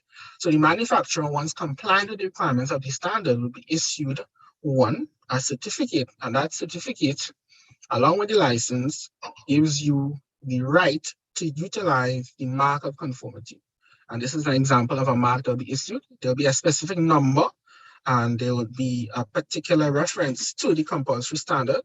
So this mark, based on the particulars in the license, it will give you the understanding of how the mark is to be used in terms of advertising purposes, and also how is it to be depicted and placed on your product's label. And this is specific to a company and specific to a brand, right? So you'll be held to that based on the licensing requirements. And this license certificate is valid for 1 year, right? And that's quite important. Just want to touch on the fact that as a result of that, it being valid for 1 year, you would have to maintain certification, and that will be carried out by continuous assessment through testing in the warehouse based on the frequency identified, and also testing on the market, right? And once that is maintained, at the point of expiration of the license certificate, it will be renewed and you'll be allowed to continue to use the mark, which identifies to a purchaser or consumer, retailer, distributor, supermarket, or your customers that you have met the requirements of the compulsory standard, right? And your product can withstand the testing requirements, etc. Some of the other products that are covered under mandatory product certification schemes include, these are current ones, TTS 6929, 2019, and this is specific to all forms of roofing sheets. But at this time, we are focusing on the unpainted version. In a short course, we'll be focusing on the painted version. We also have cement, otherwise referred to as hydraulic cement, which is TT CRS 54 2016. Hollow clay blocks, and this is specifically horizontal core, which is TTS 588 2015. If you're wondering, there is a vertical core hollow clay block as well. Other products include TTCS 1 2018, which is a liquid chlorine bleach, and this is specific to sodium hypochlorite only. We have safety matches, which is TTS 477 2013, and cold form steel products, TTS 598 2019, commonly referred to as your purlins or purlin materials. So in terms of, just going into a little bit more detail in terms of the license and its validity. So the certification licensing period is valid for 1 year. So it's annual from the date of initial issuance of the license. So it's valid up to 1 year. So renewal, which is referred to as recertification, must take place annually on the particular anniversary. And the certification division will monitor the product conformity through the certification process, as previously explained. Certification can be, in instances, it can be suspended based on the identification of non-conformities. In other words, you're not meeting a particular requirement or requirements as stated in the compulsory standard, or it can be withdrawn. Now, if a product fails to continuously satisfy the requirements of the compulsory standard, this is what could happen, right? So suspension or withdrawal, right? So the costs associated with the program, they are not for profit, right? So this slide will give you an indication of the sample size and cost, but at this time, we just have a little disclaimer. The testing cost to be determined, so it's not, it has not been fleshed out fully as yet, and this will vary according to the product and the type of testing requirement, because the standard covers, I should say, a wide range of cleaning and household products, right? So in terms of the notes as it relates to the sample size and cost, just a reiteration, the costs are not for profit. In terms of the eligibility for reduced sampling, which is something that can occur. So at the point of certification, in that first period of a year, sampling would be full sampling. But in terms of reduced sampling, this will be based on continual conformance of the product. So it's continuous testing of the product, not every month, but the period would be identified. The conforming results must be obtained for a period of 1 year for all requirements listed in the standard, as in order for reduced sampling to apply, and normal sampling resume if product non-conformities keep reoccurring. So that's why it's important to maintain some type of quality system within your production process to ensure that your product continuously meets the requirements of the standard. In terms of additional sampling and testing, apart from that, retesting, it may be required to confirm the effectiveness of actions taken on non-conformities. So naturally, you have a particular set time frame for testing of your product. However, if non-conformity is identified, that level of variability in terms of the quantity of testing would increase naturally, because we have to confirm that you would have put systems in place to treat with the non-conformities identified. All right, and finally, the licensing fees, what does it cover? All right, so it covers the associated costs as it relates to administration of the product, and this would include communication with manufacturers on the market, maybe via phone or whatever other type of medium that is used, investigation of complaints and product recalls, because complaints can be received from the market directly to the enforcement body in terms of the local manufacturer products. So in this case, it's the certification division. And we would have to put systems in place to treat with these complaints, unbeknownst in some instances to the manufacturer. It would be identified to you if the complaint proves true based on our independent assessment of it. Additional to that, administrative costs included documented information and records and other enforcement and supported activities required by the certification division. Finally, it's important to note whatever costs that are identified, when that time comes, the prices that will be quoted will be VAT exclusive. So in other words, you would have to calculate VAT into the cost once they are fleshed out. Right, so I thank you for your attentiveness to my presentation and look forward to any questions thereafter. Thank you. Thank you, Cecil, for giving us that overview of the certification program and the testing requirements that support the program. So we would now turn the session over to the question and answer component. We already have some questions in the chat, and Beverly is sharing a copy of the draft standard. So I would like to invite persons, if they have any questions, they can raise their hands and unmute and ask questions. But I will start off with some of the questions that we have already received. So I'm just scrolling through the chat, and one of the questions, can we submit samples to the lab to test products already? So in terms of submitting samples, Kester, do you want to handle that particular question? Hi, Nadita, and everyone. Yes, of course. You may submit your samples at your own convenience. I think I would have mentioned it in the chat there. We also provide, apart from the chemical testing, we provide the labeling as well. And also we can identify the ingredients itself in terms of the surfactant for those type of samples, cleaning samples. You can contact me at my email address. I think I put it in the chat as well, kester.sulal@ttbs.org.tt. And we could talk more about it in terms of the type of testing you would require based on the standard here. Now the standard still is in draft stage, but it would be of proactive of you to get testing done as soon as you can. Okay, thank you, Kester. So I'm going to the next question I'm seeing from Diana. It said, based on 411 chemical requirements, cleaning and disinfecting products that contain surface active agents shall conform to the ultimate aerobic biodegradation, Table 1.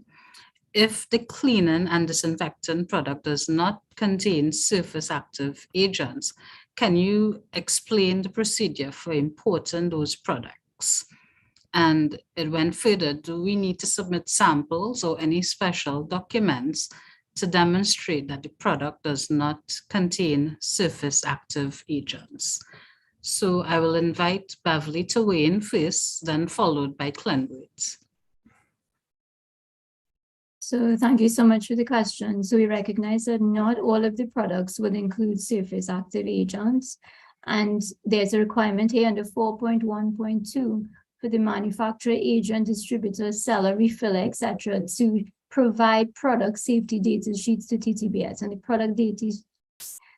product safety data sheets will confirm the contents of the product. So whether it contains surfactants, whether it contains phosphorus, and that will determine whether the product shall conform to the requirements we have for ultimate surfactant biodegradability and maximum phosphorus content.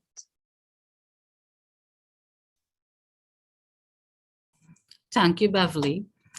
So I would turn now to Glenwood in terms of the submission of samples, and then to follow on from a question that came in from Michelle Batch. And I am assuming that it speaks to the inspection process and what exactly happens at customs, and then what happens if the product is being held. So Glenwood, if you just want to go and recap the inspection process for us. All right, so I just want to be clear in terms of, good afternoon, everybody again. What's being asked in terms of the submission of samples? You're talking about samples of the labels or samples of the product? Because the product. Yes, product. Right. Any product sample that is submitted to us, we'd refer to the testing lab, Kestes would treat with those. We have an established process for that to take place. So once the importer, what people have done is that they have submitted samples to us. They have imported samples and submitted them, and they have gone through the regime and have been tested and so on. And a report is prepared to give to them on the basis of compliance with the requirements of the standard. Do we by any chance have an estimated time to receive the reports back? That we can't speak to definitively, because that would, I suspect, be dependent on the amount of work that is already in the lab and so on. So that's a conversation that we would have with the lab, or you can have with Mr. Sulal and the lab, in terms of the work program and so on, and they'll be able to determine how long it will take for you to get your results back. So it's something that we coordinate to, but sometimes it could go directly to the lab and submit the samples for testing. With respect to label assessments, if there are labels, if there are companies, as we hear, I could speak to label assessments. Those label assessments are done within the space of a couple of days. Once the labels are submitted to us, there's a fee that is paid. Unfortunately, I can't recall the fee off the top of my head, and I wouldn't want to say something that is inaccurate, but it's an established process that we have where you get into contact with us via email, and we set up a scenario where you bring the labels in, we do an assessment, and we give you an official letter from us to suggest that the labeling, meets the requirements of the compulsory standard. In terms of the other question was with respect to the inspection process. And I'm not sure if the person want to explain what is the challenge they have in the inspection process, I may be able to help. Hi, good day. Yes, this is Michelle Baksh.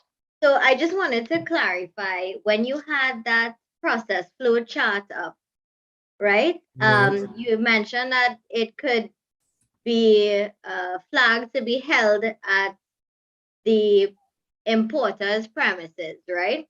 Now, so between the goods actually reaching to, the port, it's already into the country, what happens in that gap between when it's there and when it has to be decided as to whether it is to be held at the importer's premises?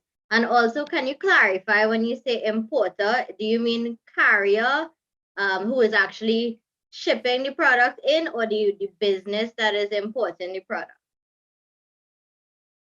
Okay, thanks for the clarification.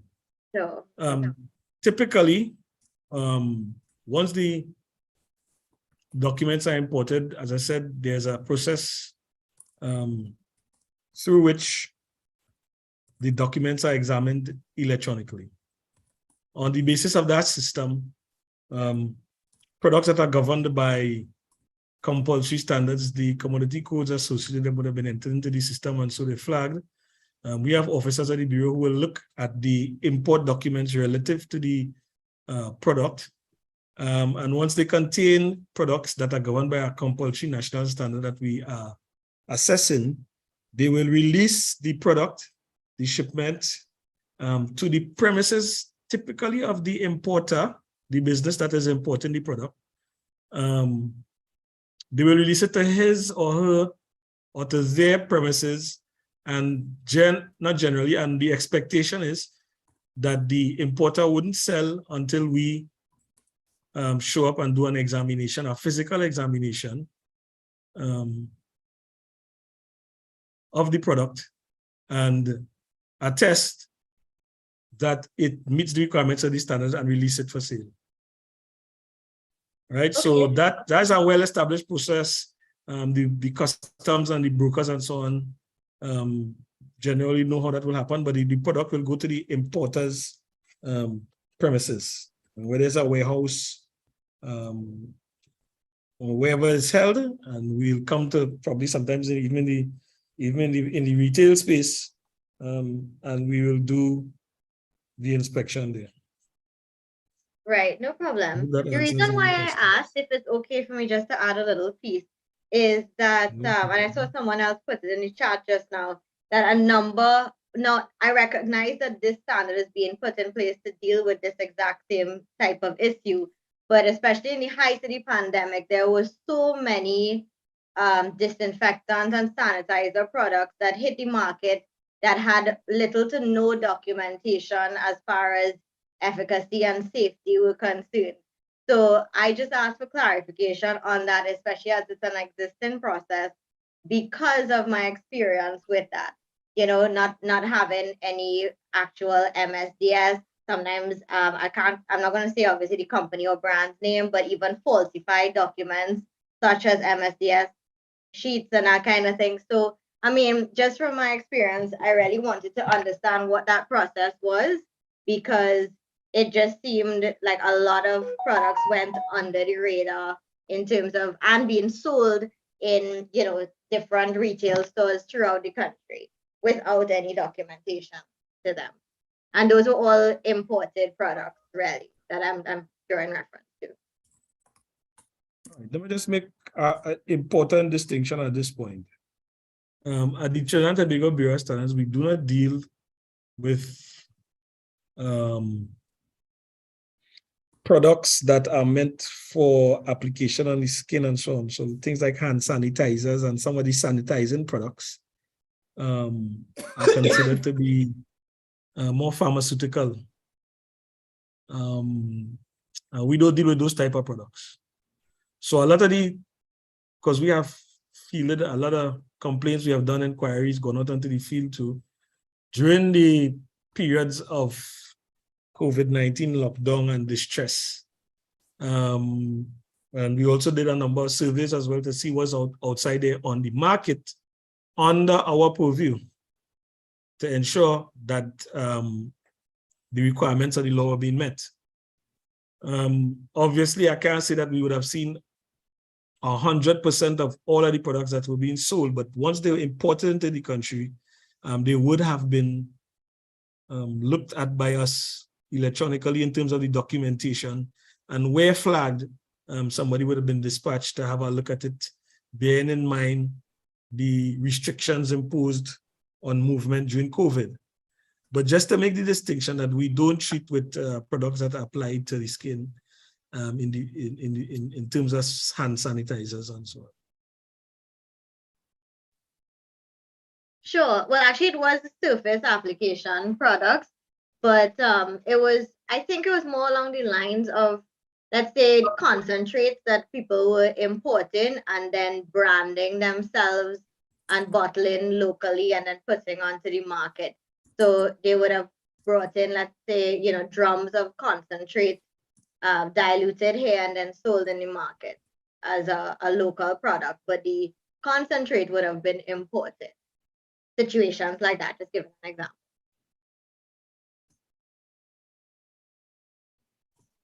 Thank you, Ms. Baksh, for those comments. And we would like to go to a question from Nazma Hussain. With respect to parameters to be tested for dishwashing liquids, is active level being considered, or is it limited to only phosphorus and biodegradability? So I will turn that question over to Beverly. Thank you, Nadita, and thank you, Nazma, for that question. So at this time, there are no minimum requirements for active ingredients for the cleaners or for the disinfectants. But if any of those products contain surfactants or phosphates, then they shall conform to the minimum ultimate aerobic biodegradation of surfactants and maximum phosphate content. So we recognize that not all the products will contain surfactants and phosphorus. However, if they do, they shall conform only to these two requirements here. There are no requirements for minimum active ingredients. Thanks, Beverly. Thanks. So this means that all dishwashing liquids, any floor cleaners, counter kitchen cleaners, any bathroom cleaners, these will all, the two requirements or parameters is the biodegradability and phosphorus. That is correct. That is correct. Those are the two chemical requirements for all of those products, correct? All right, thank you so much. Thanks, Nazma. Thanks, Nazma and Beverly. But there was a follow-up question from Nazma. So Nazma, did you want to raise that query directly in terms of the preliminary testing? Yeah, so I know when the powder standards, the compulsory standards were being implemented, I know the TTBS did take samples from the trade, tested, contacted respective parties, and then afterwards the discussion on the standards and everything took place. So I'm just asking if that has taken place, so it will not be part of it. It would be on the onus of individuals to, based on the product, to submit samples.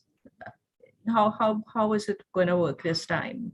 Or is it that testing will be done and respective parties notified as was done with the powders, the detergent standards? Nazma, I will turn that question over to Mr. Clenwood Jones, but I would say that TTBS would have, been continuously monitoring the products as Mr. Jones would have mentioned, but for this specific instance. So Clenwood, do you want to respond to this one in terms of preliminary testing and any surveys that would have been conducted previously? Yeah, all right. We in terms of preliminary testing, as I said, in the implementation division, we don't test, but we could facilitate and make arrangements for testing to be done through lab services. And yes, during the we have been continuously doing surveys of what is available in the retail space in Trinidad and Tobago vis-a-vis these products. Okay. And that is something that is ongoing in the division through formal surveys, but also through market surveillance activities that we do. So inspectors are always on the field doing market surveillance at various retail centers throughout the country, looking at what is available for sale and making a determination as to whether or not what's available meets the requirements of the compulsory standards. We also often get information from members of the public about products that they feel are non-conforming, and where possible, we try to make a verification as to whether or not that is the case, right? So the activities of the division with respect to having a finger on the pulse in terms of what is available in the retail space is something that continues. So I hope that answers the question. So thank you, Mr. Jones. So the understanding then is if the surveillance is continuing and a manufacturer, importer did not get a response from TTBS on any of these, is it to assume that the things are all green light? Okay, you have to explain to me when you say a manufacturer didn't get a response. So I know you said you're doing surveillance and everybody's out on the trade and are monitoring continuously, yes? Right, yeah. So of course in monitoring, you will either manufacturers or importers of products, the products would either comply or not comply based on what the requirements are. So Yes. and I'm sure if it's not Oh, okay, in compliance, yeah. I'm understanding what you're saying now. Yeah. If there's a non-compliance, yes, we will intervene once it's a product with under our remit and treat with the matter. As a matter of fact, just earlier this week, there was one such coming out of a surveillance exercise. Mhm. Product was seen being retailed, and we did intervene to indicate to the company involved that it's a situation that needed to be corrected. And that is par for the course with respect to us. So once we determine that there is indeed a non-conformance, and I'm speaking now about imported products retailed. I know there are some issues relevant to some of the locally manufactured products. But once there's an issue that we have picked up in our surveillance activities, and the product is non-conforming, we would treat with it. And you would advise accordingly to the said importer, etc. Yeah, we'll advise if it's a simple labeling requirement, we would tell them probably you need to include here the country of origin or something, or best something before like that. date or something. Yes, yeah, we'd make an intervention, yeah, and we would advise. It's no, okay. In my presentation, I spoke to the fact that our activities and what we look at and what we consider, what we review, what we assess is confidential between us and the company involved, right? Of course. So it's not a case where we would typically or generally speak to this in the public domain before an intervention is made with the party concerned. So you wouldn't see it in the press or you wouldn't see it online, but once we make an intervention with a company, we try to treat with it.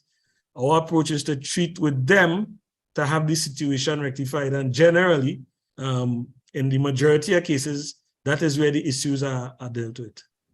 Okay. So in terms of, last question. So in terms of for an importer, yeah, and for this labeling standard, which is quite extensive in terms of the product ranges it covers, is it that, am I to assume that for all of these, whether it's a disinfectant or a hand dishwash liquid, these would have been, there was some level of preliminary assessment by the TTBS, and as you said, individuals would have been contacted where needed.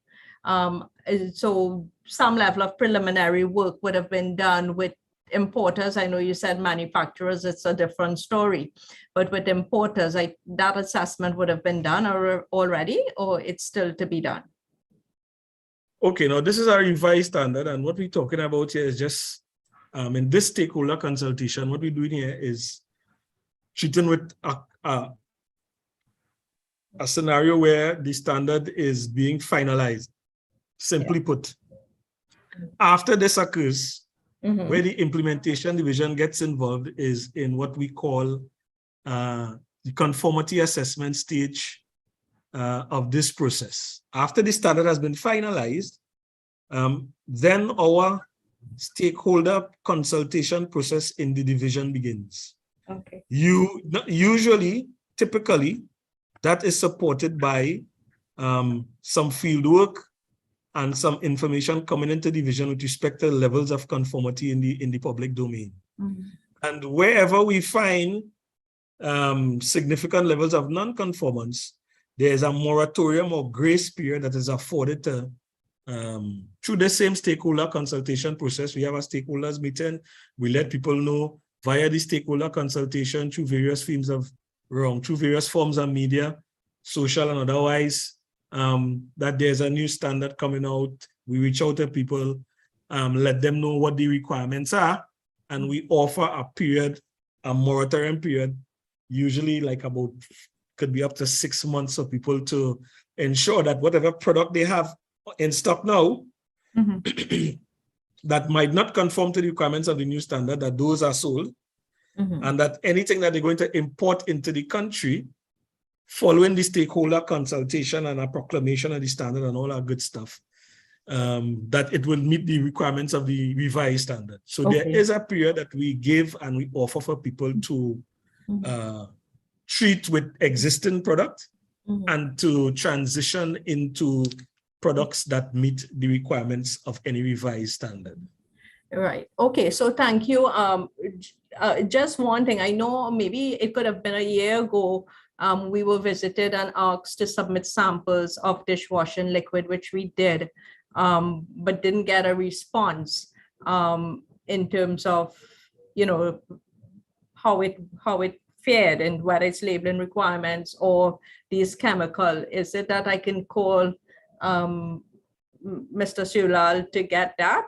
How do I go about that? It depends. I'm not sure exactly what scenario or what circumstance or the circumstances under which the samples were taken, whether they were paid for by the bureau. Sometimes we go out and do I think it was a sampling request. exercise. Yes. Right, and we purchase samples. Once we purchase samples, I think generally the information is for our eyes only. But I can confirm if you want to send your contact information, or if I have it already by way of email, we could try to follow up to see where that might be. Yeah. Okay. Thank you so much. Thanks, everyone. Yep, so you're welcome, Matt. Okay, thank you for that question, Nazma. So feel free to liaise with the implementation division on that particular issue directly.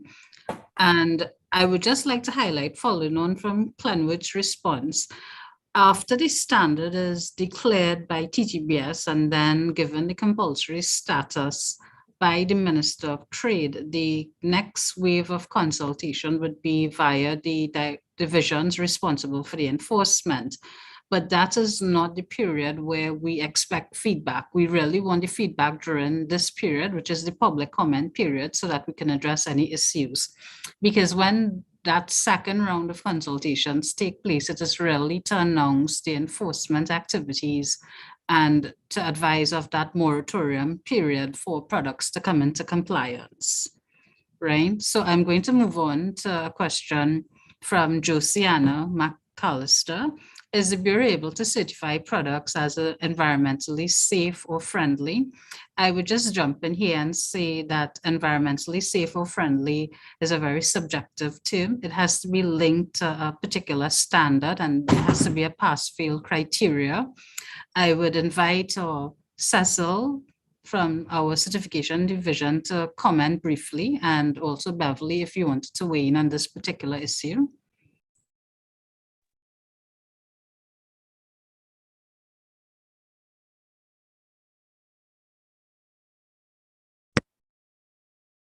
Can I get the question again, please? Hello? The question is the Bureau able to certify products as environmentally safe or friendly? And my comment in response to that is that the term environmentally safe or friendly is a very subjective term. And for us, it has to be linked to a particular standard or a testing criteria. So I just wanted you to comment briefly, Cecil. Right, so I'll agree that data on this in the standard does not necessarily have requirements for that, though indirectly, once you're looking at phosphate or phosphorus concentration and percentage biodegradability, it does speak to the environmental impact and mitigating against that, but the standard does not speak directly to that. So in addition to that, certification at this time cannot offer that particular service. So the short answer will be no. Thank you, Cecil. So, to go further, the standard being proposed does not provide an indication to say my product is environmentally safe or friendly. So we have included the parameters that we believe have an impact on health, safety, and environmental issues. Beverly, I don't know, do you want to comment on that? Because I wanted to go to the next question as well. Ladies, I just want to agree with you that eco-friendly and environmentally friendly would require standards with more stringent requirements for environmental impact. So they're not contained within this document at this point in time. Okay, thanks, Beverly. So we are supposed to finish at 3:30, but we have a couple more questions to go through. So I would like to request that we take maybe 15 more minutes so that we can get to the end of the questions.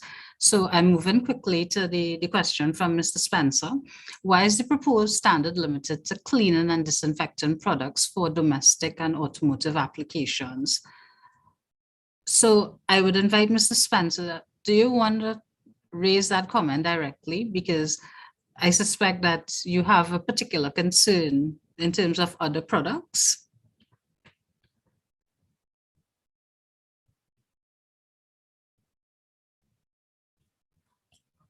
Yes, thanks for giving me the opportunity.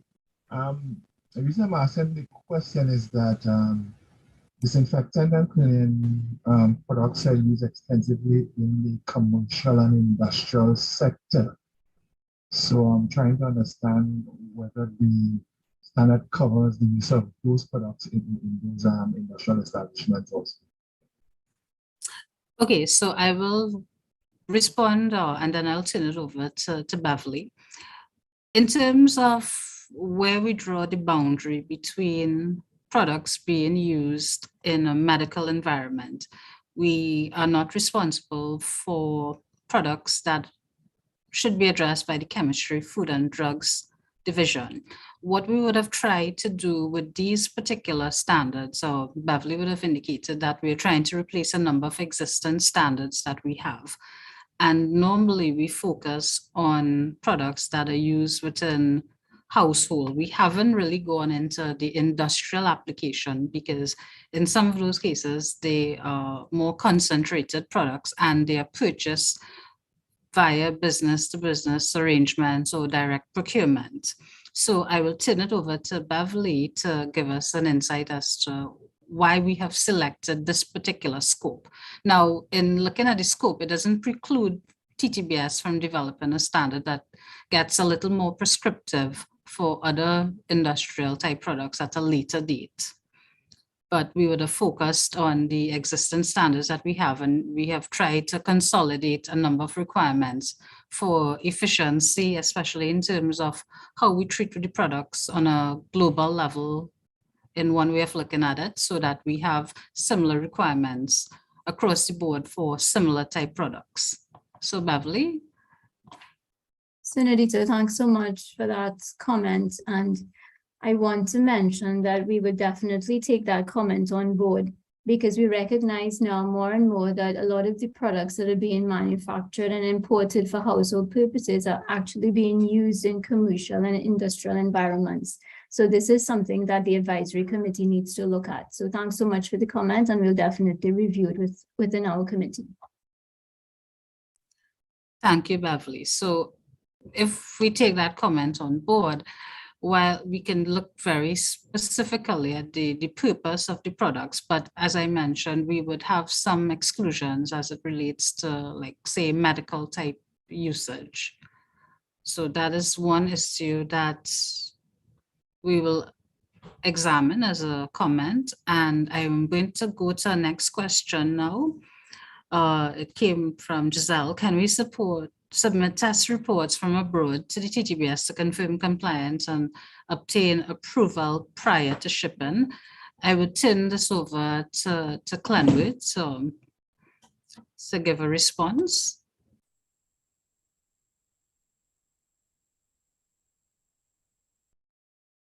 Right. So again, I just want to be clear in terms of what the exact issue is, so I could be specific with my answer. So Giselle, I invite you to raise your concern directly.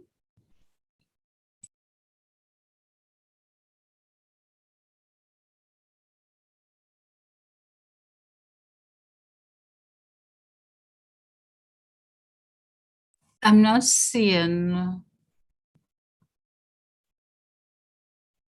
her mic being unmuted, but Glenwood, the issue, as I understand it, in some cases, products may come in with existing test reports.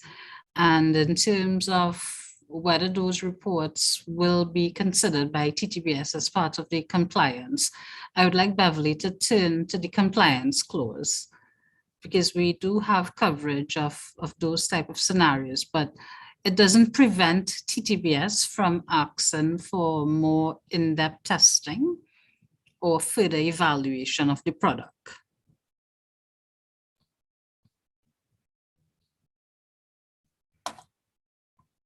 I'm hoping that. Therefore, go ahead. Yeah, so Okay. I'm not saying Giselle directly here, but in terms of addressing the issue, we have given consideration to that scenario. It is a practice that we utilize, but it does not prevent TTBS from asking for further evaluation of the product.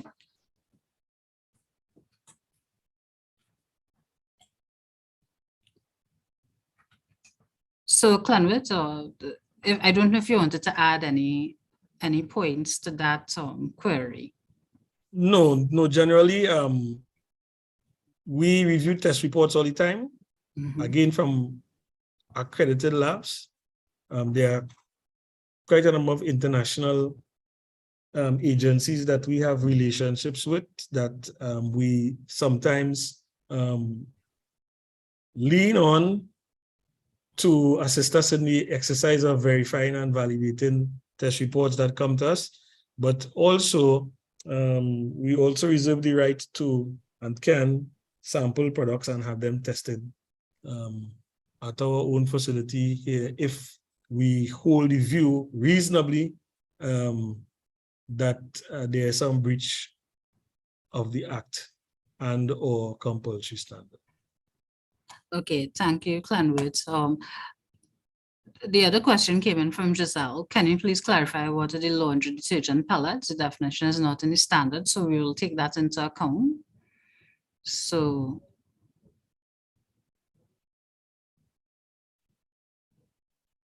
Nadita, the laundry detergent pellets are the compressed version of the powdered format of the laundry detergent. So they're not very popular in the local market, but they're being sold in other countries.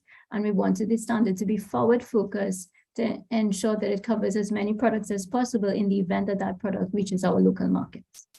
So I hope that answers the question. Yes, Beverly, thanks for the response. We have a very interesting comment from Yasser Baksh. We recognize that quite a number of products are missed by TTBS with respect to the required certification or international testing for the respective uses or pathogens, etc. How do you intend to resolve this in order to meet the compulsory standard? So I don't know, Mr. Baksh, do you want to raise your concern directly and give us some additional information? Yes, good evening, everyone. Good day, everyone. Good day to the panel and all attendees. Thank you for having us, obviously, here today. First of all, this particular point I'm raising here is a point about standard without equity. And what I mean by that is having observed exactly what I've typed here, meaning there are products sold in very prominent stores in Trinidad and Tobago that simply do not have certification, whether it is local or international, and yet they are sold on these shelves. And quite frankly, they are only brought to your attention if there is a scenario whereby a customer or some form of a patron has an issue with it, maybe a reaction, if they spit it in the air, or whatsoever it is, respective of the type of chemical, right? So what I'm really trying to say is, here you are putting forward requirements in terms of compulsory testing that needs to be done. But it really only falls in the garden of the companies that choose to come to you and do your testing. And for very many companies, that is not the case. They just don't come to you. They don't send you the certificates. You have none of their information. Their products are on the shelves, being sold for quite pricey values, as a matter of fact. And like I said, it's only when a customer complains that you are aware of this information. So really and truly, and I really don't mean to sound antagonistic with respect to what you're trying to achieve, because you must start somewhere. But where is the standard, the equity with respect to your standard, why isn't it that if you are going to have a standard put out here, which we all should adhere to, why isn't it that every company that is going to do some form of manufacturing, now in this case under disinfectants and cleaning, why aren't they all by mandate supposed to come to you? This should be what your standard should include, right? That everybody who does some form of manufacturing in general, whether it be manufacturing, maybe such as ourselves, I will openly say it, we are YBMS Biotech Limited, we are a chemical manufacturer, we are a disinfectant. Many of you all know our products. We have done everything that is required of you. And in fact, what I did as the managing director from inception, before my chemical even existed in my research and development, you can ask Mr. Kester Sulalis right there. I came to you with our first parts of our stuff, and we did our testing just to make sure that we are compliant with what falls under disinfectants with respect to our type of disinfectant.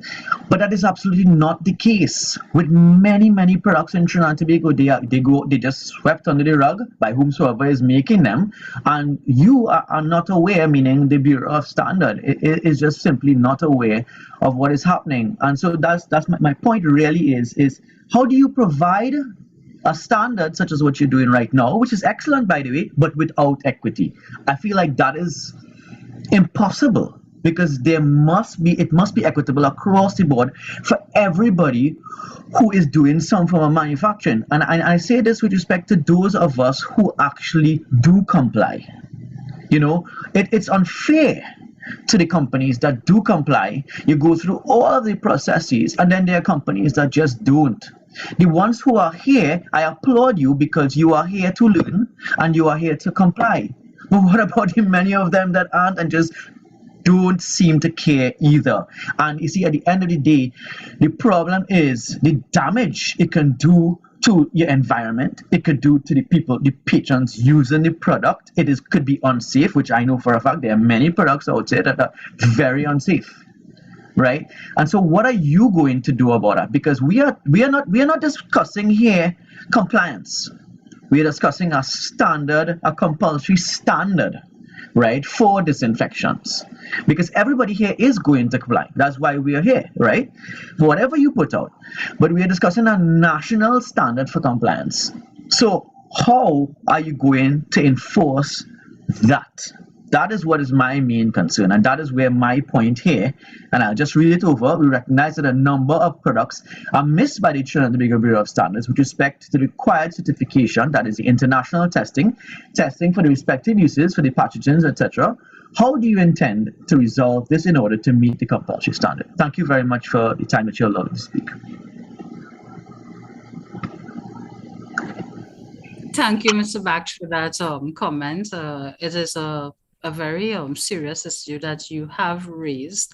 And I would say that, you know, as TTBS, there are several things that we are doing. So, for example, via our certification division, we would have developed some mandatory product certification. But I would just like to be very open in terms of responding.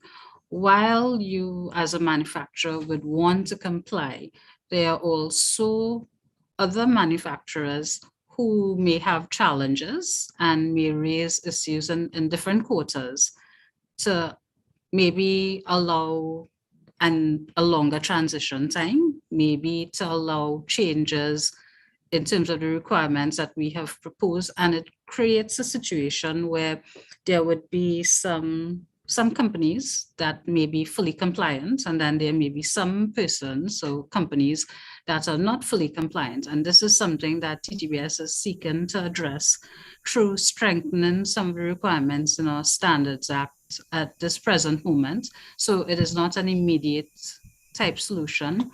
I'm happy that we have a wide range of stakeholders today, including representatives from our line ministry as well. So we have all our conformity assessment divisions paying attention to the comments being raised. And I would say the first step is that we need to create the compulsory standard that will allow some equity in terms of the enforcement moving forward. Things may not be perfect at this present moment, but it's something that that we are aware of, and we have a process of engaging with our local manufacturers. For a number of years, our importers would have been under the purview of inspection schemes from our implementation division. And we are revitalizing some of the requirements for local manufacturers to be in compliance.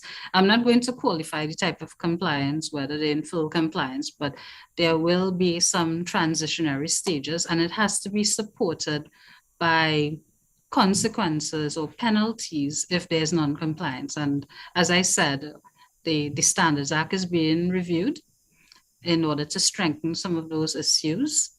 And we don't have an immediate response in terms of, how we can deal with the situation. It is a process of educating the stakeholders and bringing more of the manufacturers. I would say that we have a very vibrant chemical products industry in the country, but when I look at the participation list, it is still very low. And we have done a lot of efforts. We have advertised on social media, and we have issued ads in newspapers. We have liaised with different associations to get persons on board so that we can get feedback during the public comment stage. Because I have to say that it is very difficult to make changes after we have declared the standard compulsory. So I thank everyone for bringing their comments to the table and being part of the session, but we do recognize that there's a large percentage of our local manufacturers and importers who choose not to take the opportunity to be at these sessions and comment and provide their feedback directly. Instead, what we have seen is that persons wait until the standard has been declared compulsory and queries and technical issues are raised, and that really limits how TTBS can conduct its enforcement activities. So we're trying our best to get all relevant technical feedback at this point in order to ensure that the companies are aware of the requirements that are being proposed so that we can create a better, more level playing field for all industry stakeholders, manufacturers and importers. So I see Ms. Bax raise her hand, and I suspect is in response to that comment as well, but we have a number of comments. So Ms. Bax, if you could keep it very short, I just want to get through all the questions that have been raised. Sure. Actually, we here this consultation is also to provide solutions and not just, comments and questions. And it is in any public consultation, you have multiple stakeholders, but we seem to be focusing on the manufacturers and the importers. But I feel like the conversation has to extend to other stakeholders that are very involved, which are the retailers themselves, as this particular standard relates to domestic use in particular, right? So, I mean, when in enforcing a standard and creating compliance, you have to look at different aspects. I mean, a big part of my experience, work experience, is developing, environmental legislation and things like that. So with all of that, the stakeholders can't just be limited to people who are directly involved, but also your indirect stakeholders who actually might have more input in terms of managing this particular situation that we're discussing here. So, like if a pharmacy or a prominent supermarket is also held accountable in terms of what products they supply and having to look at certain documentation before they list a product. And if they are held accountable, you would see less of this on the market because it'll be more difficult for companies that do not comply or do not come to you, like you just said, to be able to sell their product. And it forces them in a way to do the right thing. So maybe involving, just a suggestion, reaching, I know you said you advertise and everything, but maybe more targeted approaches to large chain supermarkets, pharmacies, etc., to join that conversation specifically and have them also have some kind of accountability and requirement in this process as well. That's it for my country. Thank you. Thank you, Ms. Bakshaw. I agree with your points. And yes, we have reached out to a number of stakeholders.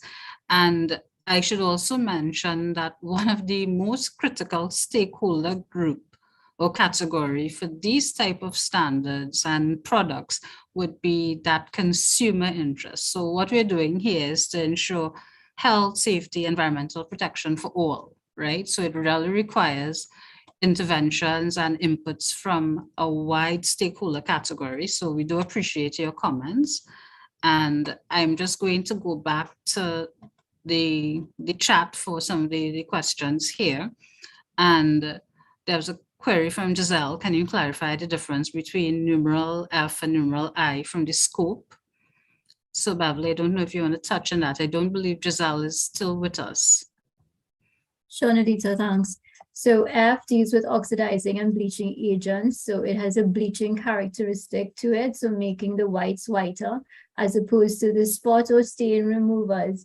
It can clean and bleach. So we have a definition in the standard for spot removal. So let me just go down to 325. So here it says product that cleans localized areas or removes localized spots or stains on cloth or fabric such as drapes, carpets, upholstery, etc. that does not require subsequent laundering to achieve stain removal. So the spot remover can do both. However, the bleaching or oxidizing agent just bleaches without the cleaning characteristic. Thanks. Okay, Beverly, and there's another question that came in from Giselle, and we'd look at that one in further detail regarding the SDS. So basically, she's saying that if there's a trade secret, that there's no need to disclose. But that one, we will take that into account and review further, because in terms of the trade secret, there might be some issues we need to look at there. Beverly, do you want to comment on this one from Giselle about the disclosure of information and where there's something proprietary or trade secret in terms of the formulation? Yes, Nadita. So we recognize that there is proprietary information and trade secrets, but at the end of the day, the manufacturer, importer, distributor, etc., still need to demonstrate to TTBS that the product is safe for use. So our conformity assessment divisions will have to work with those stakeholders to ensure that they provide the relevant information to ensure that the consumers are safe. Thanks. Okay, I'm just going to go to the next comment which came in from Ms. Baksh. There's a heavy push for only EPA coded products to be used in medical segments. Is it that the local certification would allow products to be sold in this segment once compliance is satisfied? And my initial response to this will be that the requirements that we're proposing are contained in the compulsory standard. So we are not dealing with mandating only EPA products. We have to be careful as well in terms of products being used in the medical sector as well, because we do have a distinction between the responsibilities of the Chemistry, Food and Drugs Division versus the TTBS. Beverly, do you want to comment on this issue? Yes, Nilita, the scope doesn't extend to the medical sector, as you mentioned previously.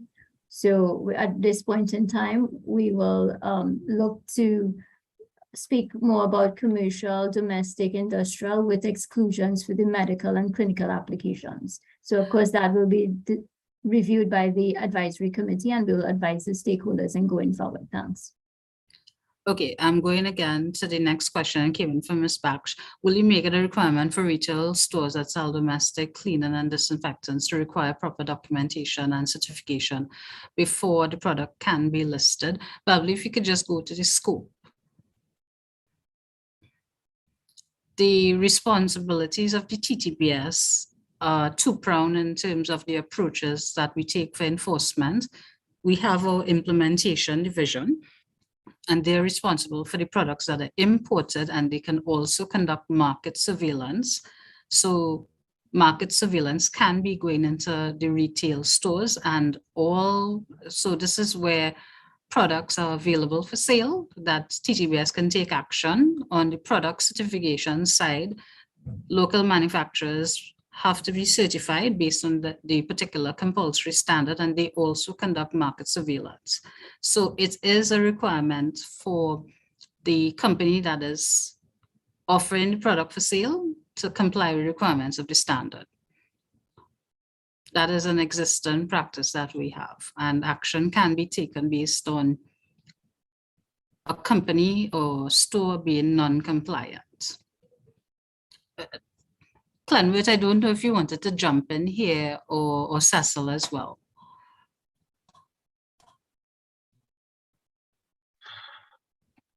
Hi, Nadita.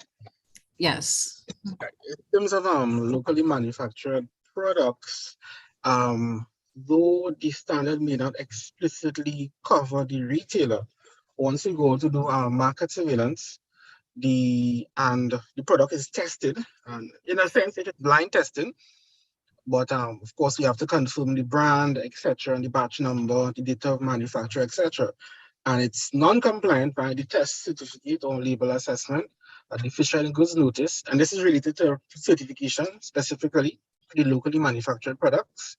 The official goods notice is issued to the manufacturer or the brand owner specifically. So a brand owner, for the most part, especially locally manufactured products, will be the manufacturer.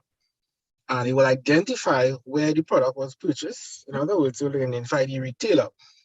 Now, we don't necessarily issue a deficient goods notice to the retailer, but if there's no traction from the brand owner in terms of recall, because there's a recall procedure that is issued, whereby there's a time frame for the product to be recalled, that is the non-conforming product we will identify.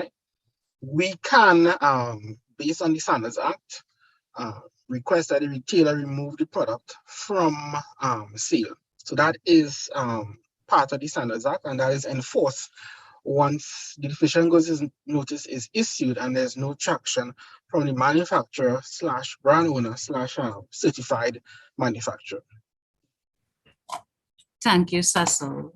I'm not sure, Clenwood, do you want to comment as well? No, not at this point. I don't think I have anything significant to add. Okay. I'm going to the next question, came in from Mohan Maharaj. Does TTBS have a guideline for retailers to look at when new items for cleaning are being proposed by distributors and manufacturers? My initial response to that is that these compulsory standards are being made freely available. So anyone can look at the requirements and examine the requirements and deal with their suppliers, distributors, manufacturers accordingly, or even the major importers, to have access as to what the TTBS requires for the product to comply, right? So it is not a guideline. These are mandatory requirements which are enforced by the TTBS and they have the force of law. But Mr. Miraj, you can go ahead. While I understand that you all have this guideline as a force of law, sometimes I'm speaking from a retailer's point of view. Sometimes we are proposed with new items in cleaning supplies, and we have to give fast response to the distributor or manufacturer on these items. So I was just asking if you all have a brief document, something that we could look at, because most times when we ask the manufacturer or retailer for their certification, most of the time they will tell us that it's still in Bureau standards to get approval, things like that. So probably if we could probably have some kind of document or guideline to just guide us and specifically look for certain chemicals or maybe certain requirements that it's supposed to have. Okay, so the request for a guideline is different from what we are proposing here. So these requirements are actually the legal requirements that the distributors, manufacturers, and the retailers would have to comply with. What can be done, though, is that the retailers can contact TTBS, and we have a process where they say the product is being imported, that the retailer can contact our implementation division for a discussion. And if the product is also locally manufactured, we also have a certification division. Now, in terms of where the information is available, when we have completed this compulsory standard, it is available on the TTBS website, and we also provide general information. So we cannot say to the retailer, we approve you to purchase this product from the distributor or manufacturer, what we would have to do as TTBS, we'll have to ensure that your product, whether it is being imported, manufactured, or being sold in a retail outlet, would meet the requirements of the compulsory standard. So I'm not sure in terms of having a guideline, but definitely TTBS provides information to importers, manufacturers, distributors, and also you can avail yourself, like say if you wanted to get a position on whether or not this product is suitable for sale or if there's any health and safety requirements, even retailers can utilize the laboratory services division to provide an assessment of whether the product complies with a particular compulsory standard. And that is something that we actively encourage, that you get some level of assurance for yourself before you make a request or purchase or engage in a contract with a particular company, to ensure for yourself that the product would meet the requirements and we would not have to take any of our regulatory positions if the product is non-compliant, because we do have penalties that are outlined in the Standards Act. So we want all parties to be proactive, and this could be as simple as verifying the certification mark or getting the product evaluated based on the particular testing requirements, and also contacting TTBS directly for any further guidance. Now, not all our services are free of charge. There are costs associated with testing products, but generally we would provide information in terms of complying with our compulsory standards to the relevant parties. Okay, thank you.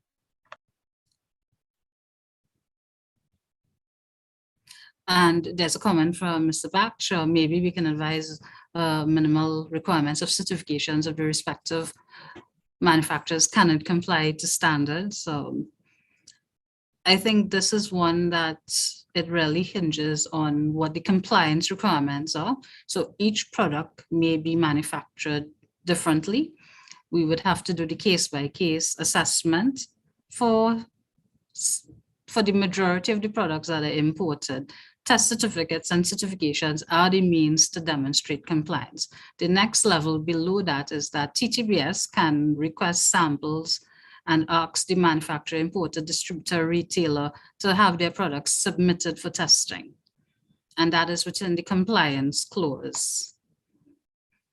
So the responsibility, we all have to be responsible for the different parts of what is required to ensure that the consumer is protected, the health and safety, environmental protection is that they would be met. So Beverly, if you just wanted to turn to the compliance clause again.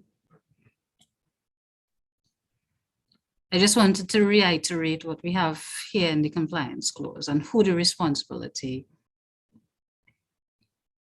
So as TTBS, we shall verify compliance to the standard, and the goods under the scope of the standard shall be subject to a mandatory conformity assessment program. When we issue compulsory standards, they effectively have the force of law. And the way we would do that is via inspection, test, and certification. There are some cases, for example, with electrical products where there are a number of accepted certification marks, and that would be the major means of enforcement, and that is just the first layer. If the product requires further testing, then we do that. Now, in the case of this particular standard, we are covering a number of products. We have tried to take a generalized approach, and it would not be as simple as indicating what are the certifications, right? What we have done is we have indicated what the key parameters are. So Beverly, if you could just go back to the table, we have a combination of labeling requirements, and we also have the main chemical requirements. And this is based on our research, based on what would be commonly regulated in other jurisdictions. It is also based on the research and the existing requirements we have in our compulsory standards.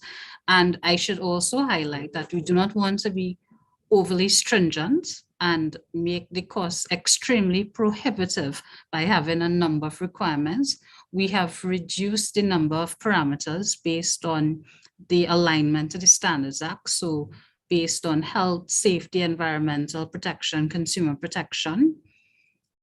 And we welcome your feedback in terms of whether there are any other considerations that we should take on board. We have noted the comments and where the discourse has taken us. And we encourage all comments to come in by the 12th of September. And we are going further than that by saying that any comment has to be substantiated by a technical justification.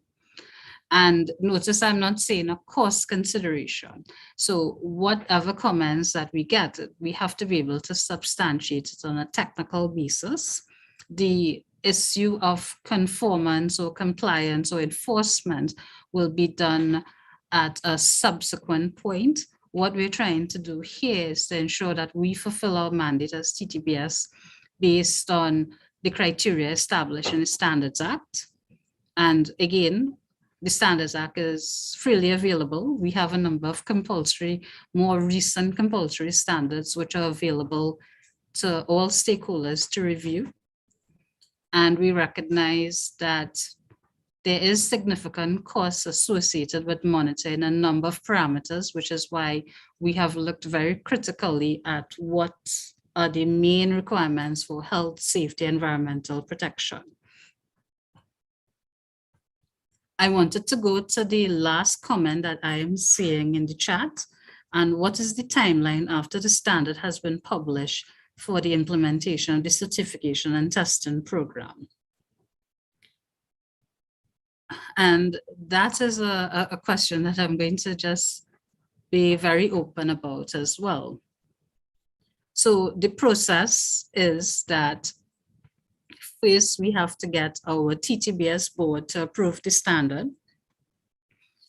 We make a recommendation as TTBS to the Ministry of Trade and Industry for the standard to be given compulsory status. After that process takes place and the compulsory standard is approved, we have to give a moratorium, which is determined by our internal discussions and sometimes discussions with our Ministry of Trade in terms of the implementation of our enforcement programs. And as we mentioned, it is two main routes, inspection and certification, and those activities are supported by testing. What would normally happen is that there would be a stakeholder rollout meeting where the moratorium is given. And that will be advertised via the press as well as the TTBS social media. So generally, we look at a moratorium, Mr. Jones would have mentioned, so typically between 3 to 6 months. Now, I have to say that this has not always rolled out smoothly due to a number of different issues, but generally we strive to give enough time for the manufacturers and the importers to adjust either their manufacturing process or their supply chain requirements to ensure that there is compliance with the standard. If it is a labeling issue, that can be easily rectified, and that is permitted under the Standards Act. The challenge that we sometimes receive primarily from manufacturers is the costs associated with the testing. So as I indicated, we have critically reviewed the parameters to reduce the number of testing requirements that would be necessary to prove compliance. We have also indicated in the compliance clause that if the product already has test reports, that we would take that into consideration. However, it is the responsibility of TTBS to determine whether or not the product should be further evaluated. And these activities are handled, 1, by our implementation division and 2, by our certification division. So I cannot give you an exact timeline because each product or group of products or product categories would be vastly different. So for example, if we are importing electrical products, then normally the importers would adjust their supply chain requirements. However, if we have a large number of local manufacturers, the considerations would be different. So thank you, Ms.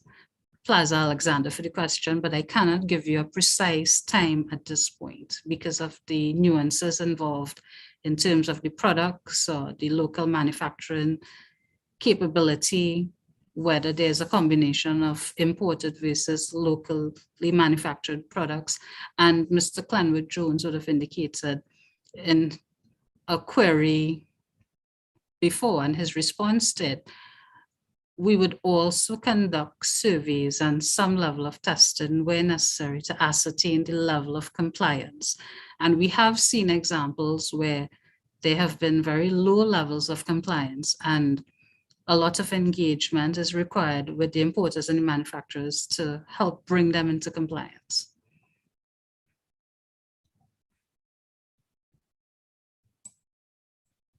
So I am not seeing any hands raised, but I would like to ask, are there any additional questions or concerns that you'd like to raise?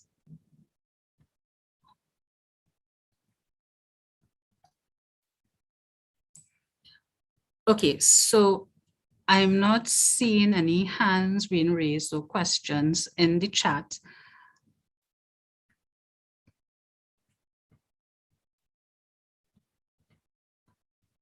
Okay, so if there are no further questions, I'd like to bring the session to a close. Originally, Mr. Ramnath was scheduled to deliver the closing remarks.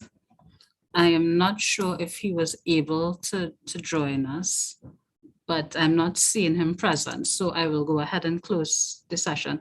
So thank you everyone for all the comments received. We value all the perspectives, and we will take into account the comments and how we can best address them within the compulsory standard. As I mentioned, our focus would be on the technical requirements. The enforcement activities take place subsequent to the approval of the standard as a compulsory standard. And if there are any further queries, you should have our email addresses available. I would like to request that any comments that are submitted be submitted with a technical justification. I will also ask Mr. Kenley Hadai, one of our colleagues in Standardization Division, to share the feedback form. So if you can give us some feedback on today's event. We also appreciate all the comments that we expect to receive in writing. So the deadline for that is the 12th of September. And the information is available on our TTBS website.